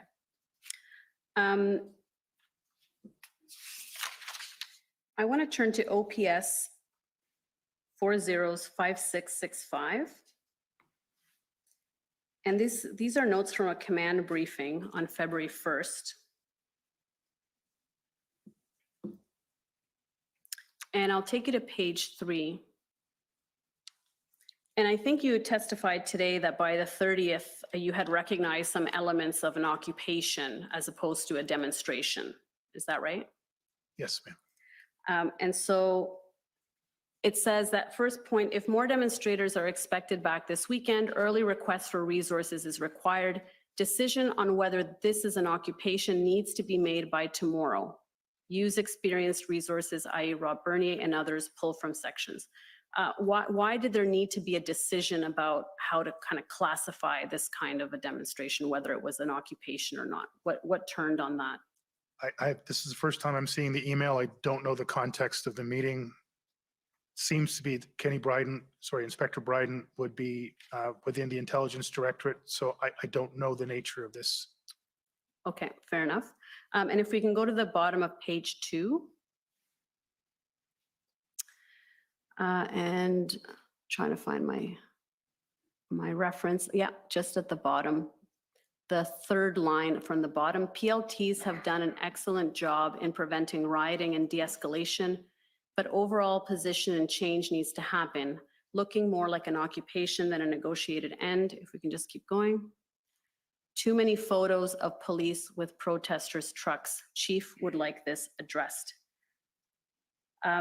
Now this, you also conveyed the sentiment to the mayor and to the councillors on the 31st, explaining that you didn't think that this was okay, photos being taken between police officers and protesters. So I just wanted to ask, Inspector Lucas testified this week that this was part of de-escalation, that this was trust building. It seems like you might have had a different view, so I just wanted to ask about that. Yeah, no, I'm not sure where you got the information that I said it was not a good thing, council. Okay, so I'll take you to OPS 405187.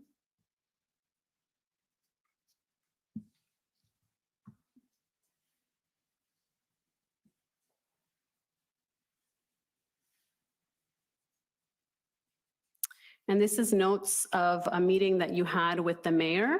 So update from chief. And if we go to the bottom. Whose notes are these? Michael Anderson sent these to John Steinbach's. It's points of the meeting that happened on the 31st, update from mayor to chief. And then you give an update first, and then it looks like the mayor has some things to say after. Okay. So if we go to 7, if we go to the page 7.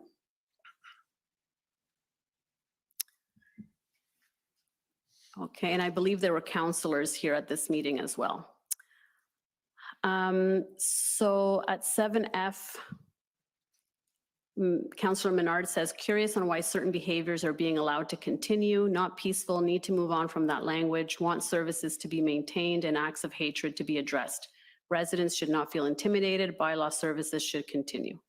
And so F seems to be your answer. I had asked one of the witnesses who was answering these questions, and I believe it was Mr. Kanalakis said that for the most part you would answer these questions. And so the last line there, officers posing in images is unacceptable and are following up. Again, And sorry. I can give you more context if you like. There's another notation, your last full day in office of February 14, when you also kind of address the same issue. And if it's helpful, I can take you to that. OPS 30-14566. And these are, I believe, your notes.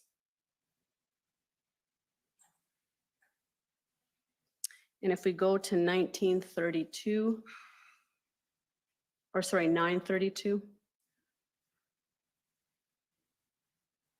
Okay, so Chief's morning brief. If you look at the first point, media report 2 times JTF2. Do you know what that reference is, what that is? Joint Task Force officers. Okay. We're supporting the demo here in Ottawa, supporting the command and control of it, now being investigated internally. Pat Morris, last night, I assume this means indicated that he was not indicted, correct? Not that I'm aware of. Okay. Pat Morris last night indicated we might have a significant issue with police members being involved in demos. So I just wanted to ask about that concept in general. Yeah. How did the public was seeing this? The public was pushing back a little bit. And so what is your view on that? Thank you.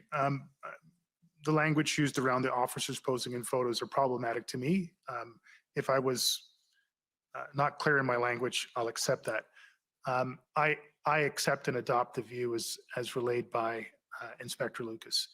Officers will often have to do a fist bump or lean in for a selfie just to try to keep the temperature down in the circumstances they're in.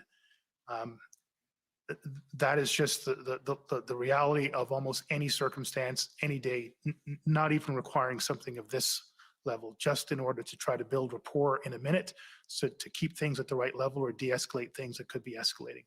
And I'll always defer to an officer on that. In the broader sense, I could understand, and maybe that's where my comments were attributed, in the broader sense, these photos that are going viral on social media without proper context could be extremely problematic and were extremely problematic. They were used extensively in the social media disinformation and misinformation campaigns, and unfortunately crept into some of the mainstream media reporting as well.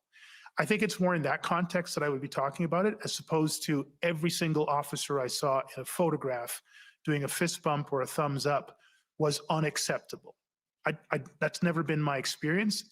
And I would have done the same things and had done the same things throughout my policing career. I wouldn't expect to be sanctioned by a superior officer if they took the time to find out as to why I was doing it.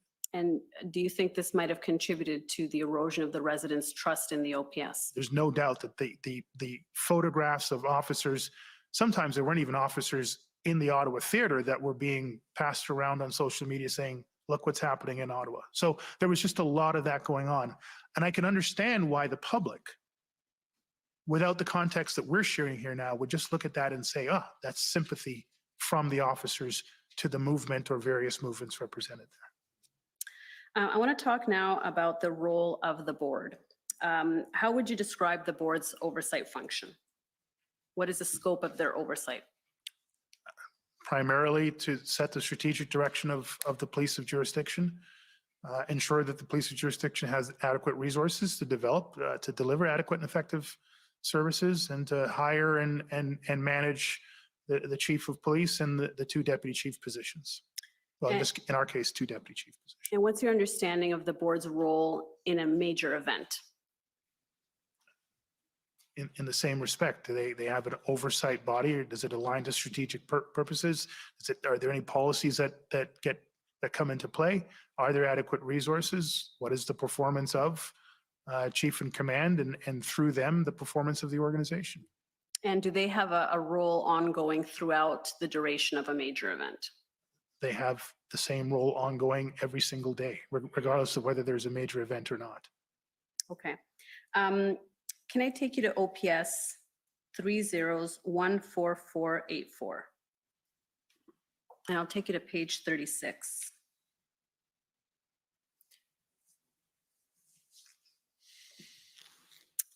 And I believe these are some of your notes.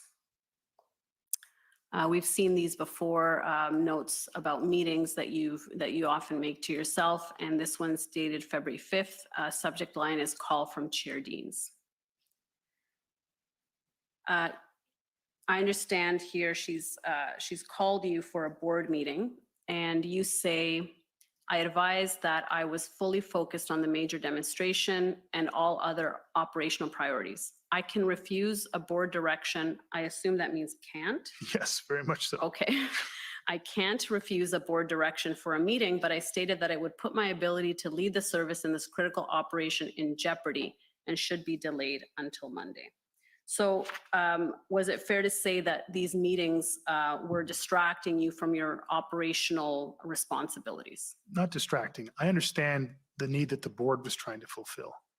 But every minute, every hour, where one or all of the command and supporting personnel were not focused on managing the events, was less resources that we could put to those events, less leadership that we could provide to support those who were leading those events. So there's only a finite amount of time in any day.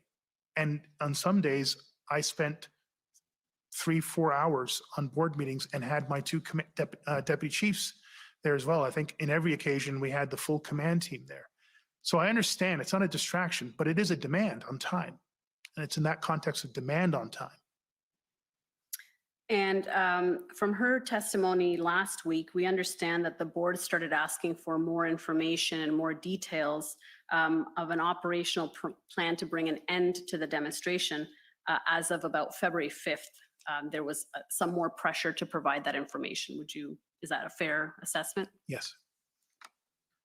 And if I can take you to the meeting minutes of that board meeting on February 5th, OPB 401264.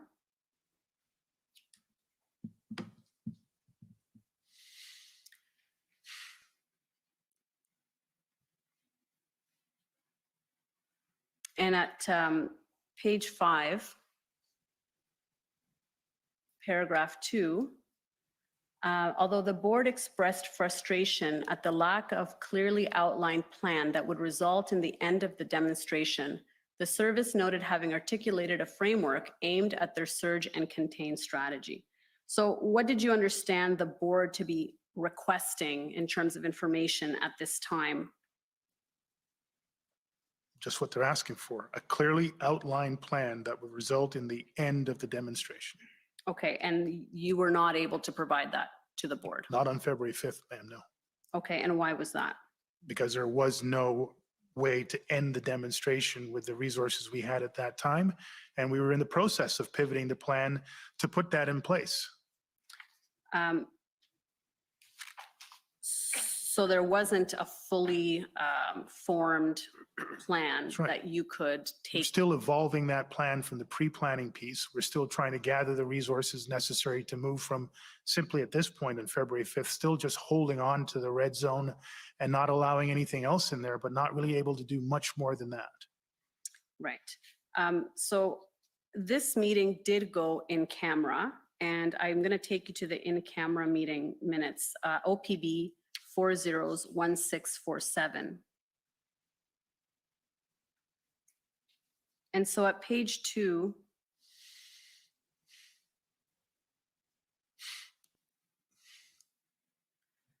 the fourth paragraph.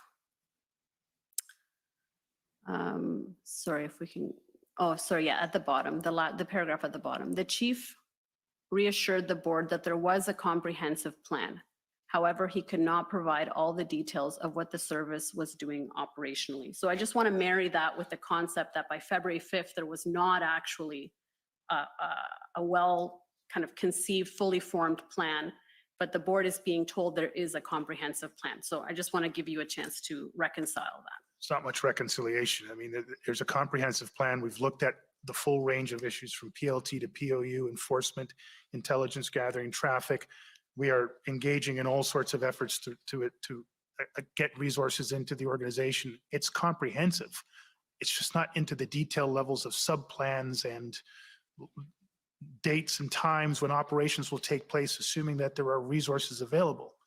So comprehensive, it covers the full range of what we need to have in a plan, lacking the details in order to be able to say, a week from now, with these 1,800 resources, we should have the ability to execute a POU plan in the morning of, and by the end of the evening, we should have cleared 75% of the red zone. I couldn't give them that. Right, but they're asking for a plan that would result in the end of the demonstration.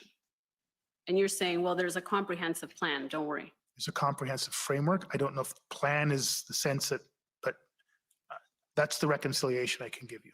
Okay. Now, Councillor Deans testified that she understood there was an evolving plan, but she was asking for details about a plan to end the demonstration, which was not provided to her. Because there was no, at that point, there was no plan that we could say this will end the demonstration. Right.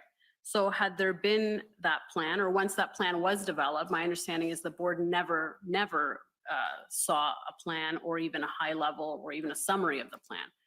So even by the time it was developed, that was not provided to the board. So I just wanted to ask why that would be. Well, I can't speak to the final plan that was used in the week of after the 15th of February. So I don't know what was provided or not provided by then Interim Chief Bell. Well, I'm asking about your time, not about No, Interim Chief Bell. We never provided the operational plan in its totality in a bound document to the board. Let me be clear about one thing. The Ottawa Police Services Board provided a lot of support to the service and to myself, our executive team, on a range of issues. But there was a challenge around confidentiality on that board. There were clearly documented events where service information, board information, including in-camera discussions, had been leaked by board members to the public. And so there was a concern prior to the arrival and the events of the convoy around the confidential, the ability of the board to keep confidential information confidential. And how was that being addressed? I had formal documentation and correspondence with then Chair Deans around those concerns and specifically pointing to those events. It was up to her to investigate and remediate whatever issues. I never got a final update from Chair Deans as to the outcome of those concerns. Right, but your obligation to provide the board the information they need in terms of to be able to exercise their oversight function That's irrespective of whatever internal issues the board may be dealing with on its own, right? It is a factor that came into my consideration as to the level of detail that I could provide on intelligence, threat risk assessments, operational plan, or other operational details. So is your evidence that the reason that more information on the operational plan was not provided to the board because you had confidentiality concerns about that board specifically? My evidence is that is one of the factors I had to consider, yes. Okay, and so what were the other factors? That I was not going to be handing over an entire detailed operational plan to the board. It's not a practice I'd ever seen done before. It's not one that I'd be comfortable with. And from my knowledge of the Morden report, not one that's required. Okay, but a summary wasn't provided either, right? No, we did provide summaries on a regular basis. In terms of like a document which provides a high-level summary. A document? No. In hours-long board meetings, we were all dedicated to this. We were asked repeatedly questions and provided as much information as we possibly could. I can't recall whether or not somebody provided a summary document. That I can't recall. Okay, well, Chair Deans testified that at times she did not have the information she needed in order to exercise her oversight function. Does that concern you? Not at all. Well, it concerns me that she would characterize it that way. I had daily calls, sometimes twice and 3 times daily calls with Chair Deans. We offered the board and they accepted to do ride-alongs. I think 4 of the 7 board members actually participated in ride-alongs that were by my service sergeant major, who actually put them in a police vehicle and drove them throughout the theater in safe ways. They had hours with the service sergeant major to ask any questions that they wanted. I had given explicit instructions to the service sergeant major to answer those questions as fully and honestly as possible. So we went through a variety of means beyond public meetings to ensure that the board could literally see and be in the theater, talk to frontline officers, have direct access to the chief of police on a regular basis, on a daily basis, including the formal board meetings. I can't understand why Chair Deans would say that she did not have the ability to ask questions and receive information in a very timely manner. Okay, I'll take you to OPS 3011037. And these are again, your notes. These are from February 11. And I'll take you to page 6 of your notes.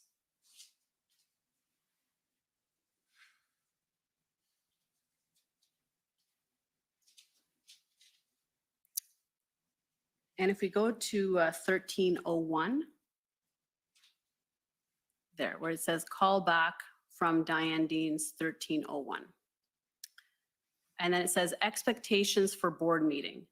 Gonna do like we did on Monday, minimum level. Cannot and won't be drawn into what I cannot lawfully provide, i.e. staffing numbers, what the plans are. Need you to be clear and understanding about that. And if we keep going, the response will be as much as we gave you on Monday, cannot go into the confidential. Accusatory language and requests for information that is unlawful for me to provide you will not be provided. She is accusing us of not responding to crimes. We don't respond to Twitter. She needs to report any threats. Was reported to Stephanie Lemieux. Encourage the board to not ask questions which cannot be answered operationally. So I want to ask you a few questions about that. It sounds like that was part of your exchange with Chair Deans on February 11. What did you mean by gonna do like we did on Monday, minimum level? Are you referring to the amount of information that you're gonna give her? Going to be consistent with what we've been doing all along. We're not going to be changing and deviating from that. So minimum level. Well, I don't know what that means. I know these are my scribe notes. We're going to be consistent with what we did on Monday is a substantive theme that I'm trying to relay there. And when you, just to go up a little bit to the first part of that exchange. So when you say cannot and won't be drawn into what I cannot lawfully provide, i.e. staffing numbers, what the plans are, you're indicating there that the board is not entitled to those, right? Staffing numbers and what the plans are? Detailed plans, detailed staffing numbers, how many we're going to have on this shift, that shift, in public meetings, in documents. Those are problematic questions Why is that? for all the reasons that have been explained before. This was a unique event, that's for sure, but the types of questions we were getting repeatedly over and over and over again. What is the plan to end this? I'm looking out my window now, I can't see a police officer out there. Unfortunately, these were the types of questions that just couldn't be answered. And we're taking up hours of our time, literally, at these meetings. And then you say cannot go into the confidential. In camera would have allowed you to go into the confidential. I don't think I'm referring to in camera there. I cannot go into the confidential elements of what we're doing, I think is what I was trying to say. I would have said in camera. Right, but my question is, can't you get into confidential matters in camera? Yes, and I think at the previous meeting, what's the date of this? February 11th. Right. At the previous meeting, I think I'd urged them at least 3 or 4 separate times on the February 5th meeting, let's go in camera.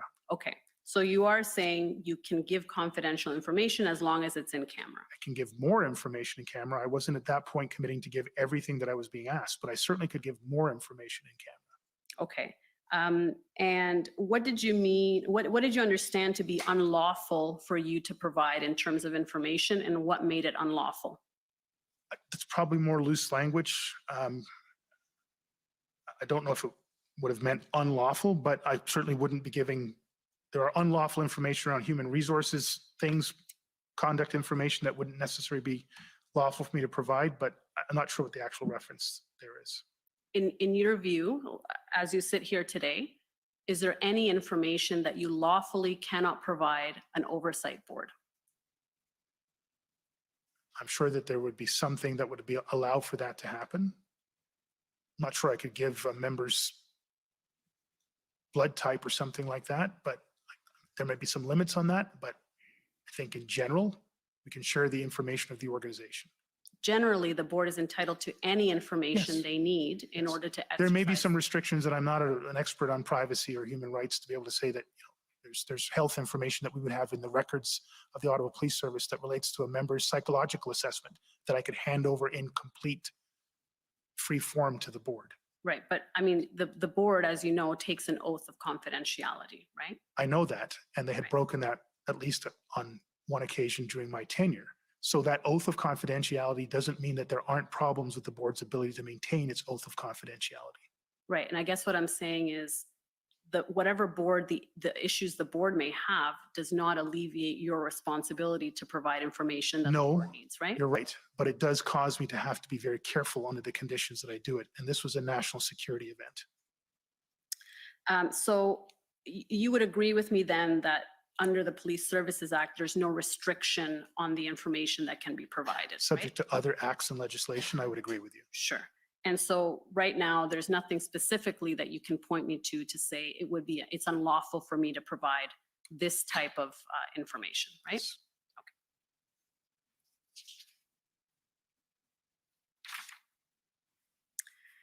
Now, my understanding is that during these events, the board did not issue any formal directions to you, as it can sometimes do under the Police Services Act. It did issue a direction to me to provide the staffing numbers on the February 5th meeting. Okay, and that was a formal direction from the board? Okay. So aside from that, did the board ever specifically direct you to provide more information as a direction? I don't recall now. Okay. Now, had they specifically directed you to provide them with a copy of the plan once it was then formulated, the 3.0 that we hear about, would that have been provided to the board? If it was a formal direction, I probably would have had to get consultation with my general counsel. And then assuming that there was no prohibition, we probably would have provided what we could, and that would largely be a heavily redacted document. Okay. Now, we've heard from some counselors that they were concerned that the ability of OPS to police other areas of the city was compromised during the convoy because all of the resources were concentrated in the downtown area. You're aware of those concerns? Yes. So I want to take you to the Morden report, COM 50616. And we've talked before about the Morden report, and I know you're very familiar with it. So we'll go to page 37. Just for clarity, I read it probably 12 years ago, but I am familiar with it. Okay.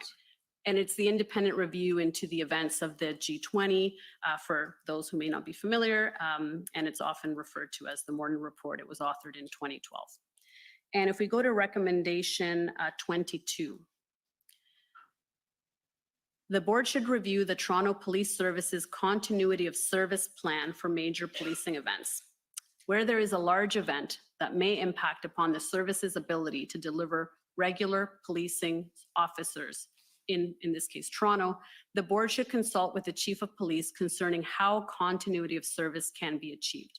The board should be provided with any plans developed by the Toronto Police Service to aid in the consultation. So I wanted to ask whether the board was ever, our board, the Ottawa Police Services Board, was ever provided with plans with respect to the continuity of service in areas outside of the downtown core. They didn't request any continuity plans, but we briefed them on our ability to maintain business across the rest of the police services across the rest of the municipality while we were dealing with the incident command as well. Okay, so they didn't receive any plans, but informal briefing explaining what the plan was, essentially. Right? Okay.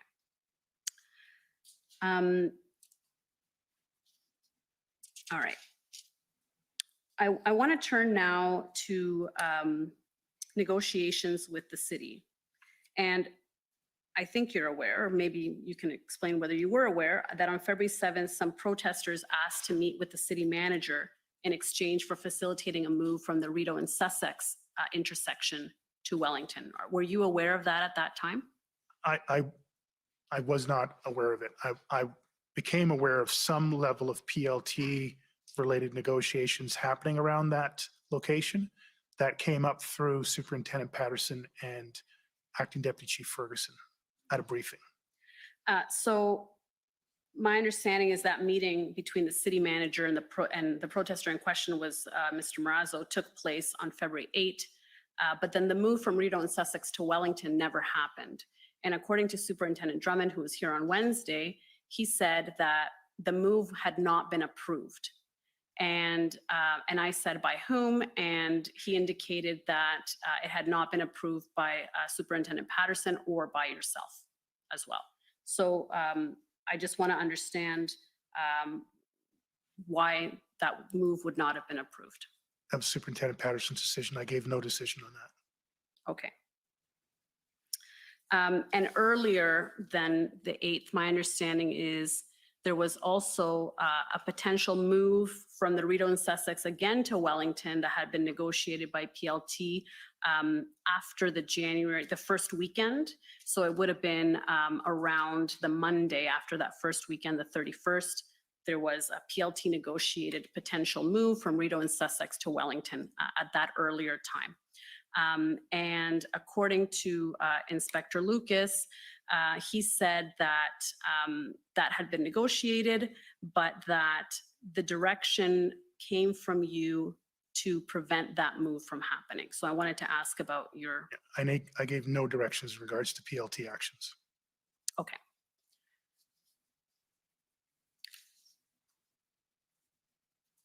And were you generally aware that the Parliamentary Protective Service had concerns about moving more trucks onto Wellington after that first weekend? My recollection of the first time hearing that directly was when, I don't want to get his rank wrong, but Larry Brookson, who is the head of the Parliamentary Protection Services, raised that, I think, on the weekend of the 13th, 14th with me directly. Okay. And when you first learned of negotiations between the City of Ottawa and protesters, I believe was around the 12th of February. And is it fair to say that you were generally receptive to the mayor's office negotiating with protesters to come up with some sort of negotiated solution? On one, maybe two singular, two caveats. It cannot direct policing operations, and it cannot run counter to the operational plan that was under the control of the incident command team. Okay. So on February 12th, my understanding is you received a call from Steve Kandelakis advising you that over the last 24 hours there had been some discussions. And then you had a meeting after that with Deputy Chief Bell and Ms. Hano to inform them of that call. And my understanding is that Mr. Kanalakis had indicated to you that these discussions were confidential because they were ongoing, they hadn't been finalized yet. And my understanding is that in that subsequent meeting with Deputy Chief Bell and Ms. Hano, you asked Deputy Chief Bell to also keep that information confidential, right? Did you have any concerns about having to tell him to keep it confidential? And do you see any issues with that? The fact that you asked him to not share that with anybody else? In hindsight, yes. At the time, I thought it was reasonable. Okay, and you thought it was reasonable, why? There were just negotiations that were ongoing. There hadn't been a final outcome. And at this point, it didn't have any major impact on our operations, any impact on our operations. And since then, your view, you're saying, has changed. So what's your view of that now? Probably one of those areas I would have wanted to share down one more level into at least to the event commander. Who would have been Superintendent Bernie at the time, right? Oh, the date, sorry again, February? 12th. Yes. And so with that caveat that you gave us before about wanting to make sure that these negotiations fit within the overall plan, informing Superintendent Bernier on the 12th, or the earliest that you learned about it, would have facilitated ensuring that those negotiations meshed or fit into the overall plan, right? No, would have given him situational awareness, but I would have told him, you keep working on your plan because this thing may fall apart. We didn't have the time or the effort to be putting a lot of resources into planning for something that hadn't been negotiated and might never happen anyway. So I would have given him for situational awareness, but not to give him more work to be done around it. Right, but for example, he could have contacted the mayor's office and put some parameters around the negotiations or... No, because, sorry, I shouldn't interrupt you, I apologize. No, go ahead. Please finish your question, because I want to make sure I answer properly. That was the question. I would not have wanted anybody in my organization to then get involved directly in the negotiation between the city and I believe it's Mr. French and the convoy organizers. I didn't want the Ottawa Police Service to be directly involved in that negotiation. Why is that? It was a political negotiation. But again, if it's being done separately from the OPS's plans, there is the potential of conflict, isn't there? And if there was, I would have defaulted to the OPS plans. Right, but if something is negotiated without OPS input, can OPS then prevent it from moving forward? That was the condition I gave to Steve Kanalakis when he had called me. Okay. So you wanted to ensure then that the city's negotiations was completely independent from the OPS's plan? Yes. Okay. Despite the fact that this was a police-led operation and the police was the lead agency in the response? Yes. And then the February 13th in that morning, you got a call from Steve Kanalakis confirming that there had been an agreement reached, letters would be exchanged, et cetera, right?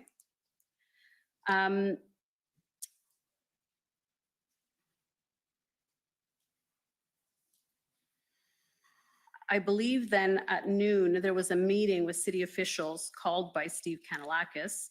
And the people who were on that call were Steve Kanalakis, yourself, Deputy Chief Bell, and Acting Deputy Chief Ferguson. And a subsequent meeting then took place to inform a broader group of your team, right? Now, I understand that day, shortly after 1 p.m., you called OPP Commissioner Karik to update him on the negotiations with the city, right? Yes. So he knew as of February 13 at around 1 p.m. I believe that's the timing, yes. On that call, did he express any concerns to you? I actually don't have an independent recollection. Okay.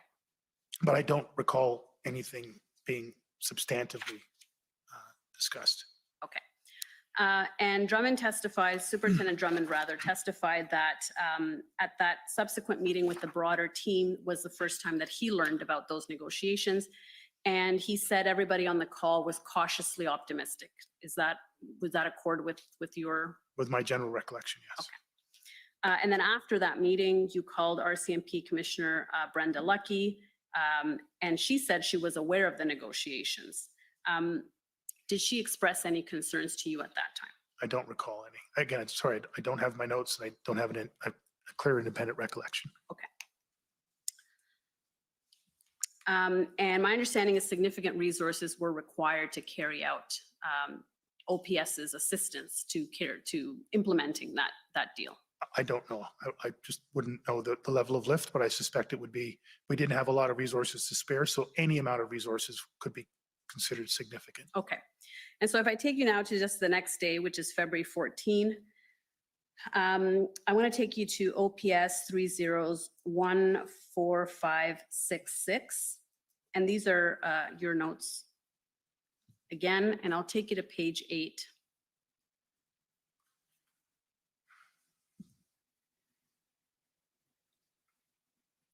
And at 16:31, so just to give you some context, the truck started moving at 1 p.m. on this day.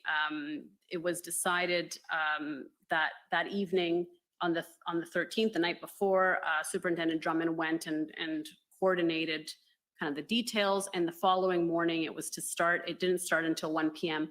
and this is now at 4:30 p.m. that same day. So trucks have been moving for the last 3 hours, give or take. So you have a Teams call with Brookson. So maybe you can explain who Brookson is.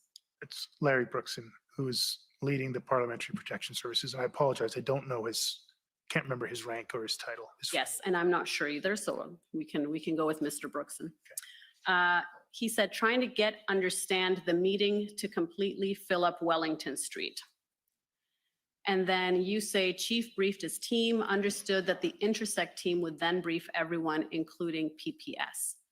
So is it fair to say that you had reached out to the OPP commissioner and to the RCMP commissioner, but you didn't reach out to PPS, and he's essentially calling you out on it and saying, why didn't you let me know? Is that essentially what's happening here? No, that's not how I took it. Okay, so maybe just explain that discussion.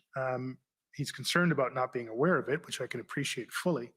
But I'm explaining that the major incident command, event commander and incident commander would be able to brief all of our partners in the NCR and everybody who was contributing to, at that point, an integrated operation about what was taking place that day. And that my understanding was PPS was part of that Intersect team and would have received that briefing. I didn't get the impression that Larry Brookson was calling me out or the Ottawa Police Service out. Okay, and if we just go down, there's more to the discussion.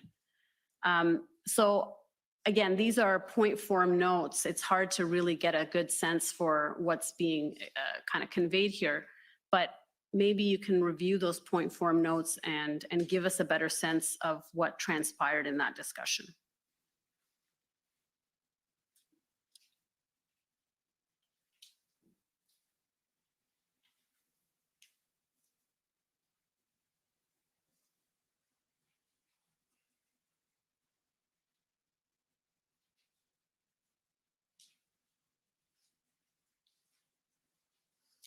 And specifically, I want to understand the references to, does city usually direct police on how this goes?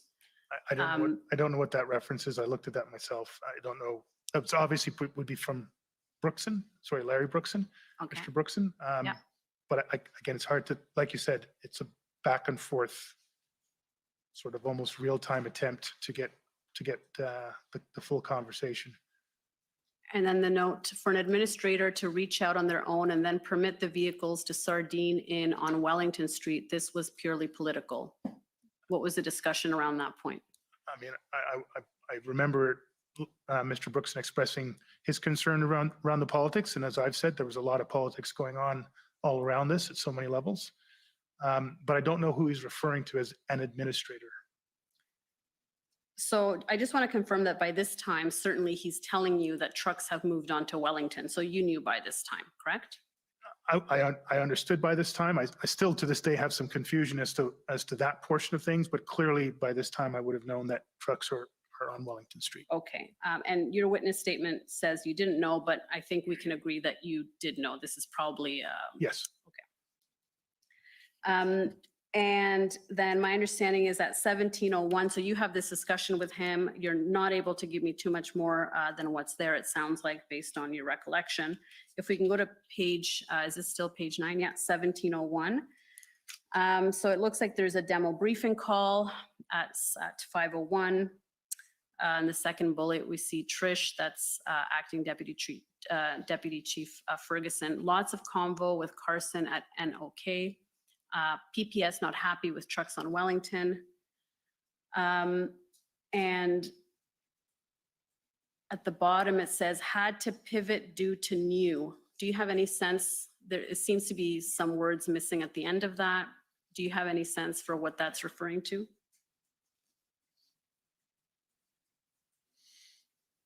No, I don't, sorry. Okay. And if we go to page 10, the bullet before the redaction, we need, or right, the first redacted portion, the bullet before, we need some significant legal advice regarding the mayor's position that they can be on Wellington. Can you just explain what that refers to? I don't know. I apologize. Okay. Are you able to give us any insight into what was the issue that was concerning?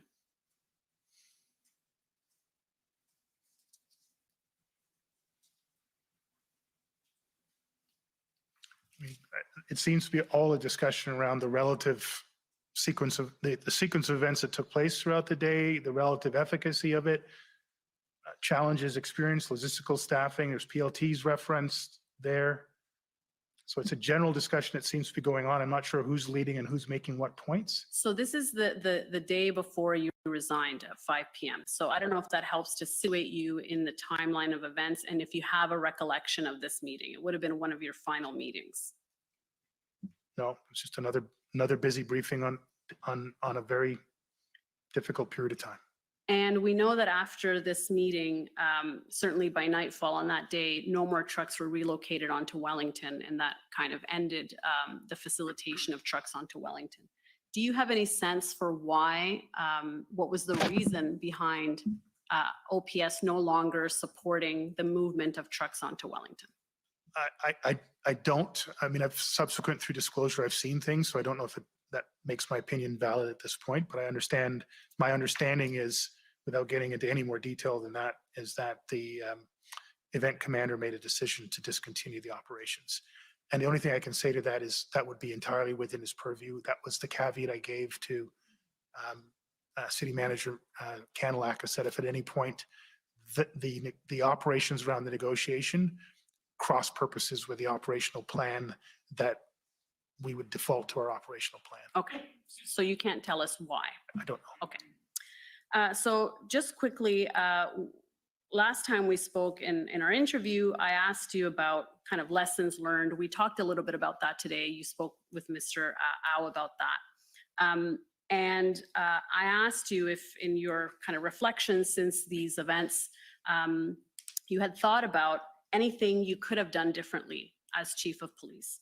And at that time, you mentioned, clarifying your comment about there may not be a policing solution, which I understand you've done that now. But nothing really else came to mind. And so I wanted to ask now, having had the benefit of hearing your former colleagues, going through documents in preparation for your evidence today, whether there is anything else that you would add to that. Around recommendations going forward or lessons learned in reflections on what you may have done differently or what you would do differently next time if you were in the same position. What could you have done differently as chief of police? I think I did provide some list of recommendations for the commission to consider in my statement. I'll trust that will be followed up as the commissioner determines. I was about to say we have a board liaison person because we talked about the board quite a bit, but John Steinbach's was the designated board liaison person and had that position before I even arrived as chief. So I'm just thinking through sort of top down from board relationship. Intersect was there. There's a recommendation around funding and investing in Intersect to create more, deconflict some of the problems we've learned. I honestly, the list of recommendations that I've provided are the substantive reviews of what needed to be in a better level to address the structural deficits that I've talked about. And I've tried to provide both national, provincial in terms of Police Act legislation and local in terms of the unique aspects of the NCR region within my recommendations. I can't think of anything else at this point. So I understand kind of at a systemic level, but I'm asking more on a personal level, something you could have done differently as chief of police. And if nothing comes to mind, that's fine. That's the answer. But I wanted to give you that opportunity. I think the broadest statement around understanding how to be able to be even more resilient during that level of time. I mean, I think there's a whole new level of science around sleep and wellness that probably executive leaders who face these types of sustained levels of crisis and pressure just need to understand how to develop a level of physical and emotional and psychological resilience to get through these things. How do you, I mean, we talk about wellness for frontline officers and building resilience there. I think that would be probably just a personal lesson learned. There just never is enough sleep. I suspect people on this commission are sleep deprived as well and are not optimal in terms of what they're doing. So, I mean, it's just a human condition. I don't know what you're talking about. Well, I know from my legal team, and I'm looking at sleepy eyes all around me here. So, I mean, I said it, I think it came up in a comment earlier on when I was talking to Chair Deans, like, we're just human beings. And none of us are supermen or superwomen. And this was a super difficult situation. And mistakes were made, moments were lost, relationships were strained, meetings didn't go the way that they were intended to, language was not precise enough, assumptions were made, rumors were passed around. It's just a human condition. Systems are built by human beings, policies are designed by human beings, institutions are just human institutions. And I said it before in standing committee, someone asked, did the Ottawa Police Service fail? Canada was exposed in these events. Our institutions were exposed, our systems were exposed, and our leaders were exposed, and our frontline members were exposed. Probably worst overall, our communities were exposed. We just got to get it better the next time. I'm fully committed to doing that. That's why I'm here. Thank you. And you mentioned your recommendations to the commission. I understand you have spoken to some of those, but I wanted to give you the opportunity to highlight some of the other ones that perhaps we haven't had a chance to get to, if that's something you would like to do. I think I'll leave it with the commission to see those areas, and I'll make myself available, Commissioner, to you and your team at any point to expand on that. I think each one of my recommendations could probably fill another 20 pages or so. But I just think for the time here, I'll leave it there and make myself available to you. Thank you very much. Those are my questions for you. Thank you. Okay, well, we're finishing a little early. I'm not sure if we want to start cross-examination, but I promised we wouldn't. So I'm going to adjourn. I just want to raise if there are any concerns. Of course, as was mentioned, this has been a very tight schedule, a lot of documents, a lot of movement. Everybody, in my view, has cooperated very well. But if there's anything that is of concern to the commission, please don't hesitate to raise it either with commission counsel or directly with me, because ultimately I think we know it's been stressful, but I think we're doing a not bad job. Certainly I'm very impressed with everyone's work so far. So thank you, and have a great weekend. The commission is adjourned. La commission est adjournée.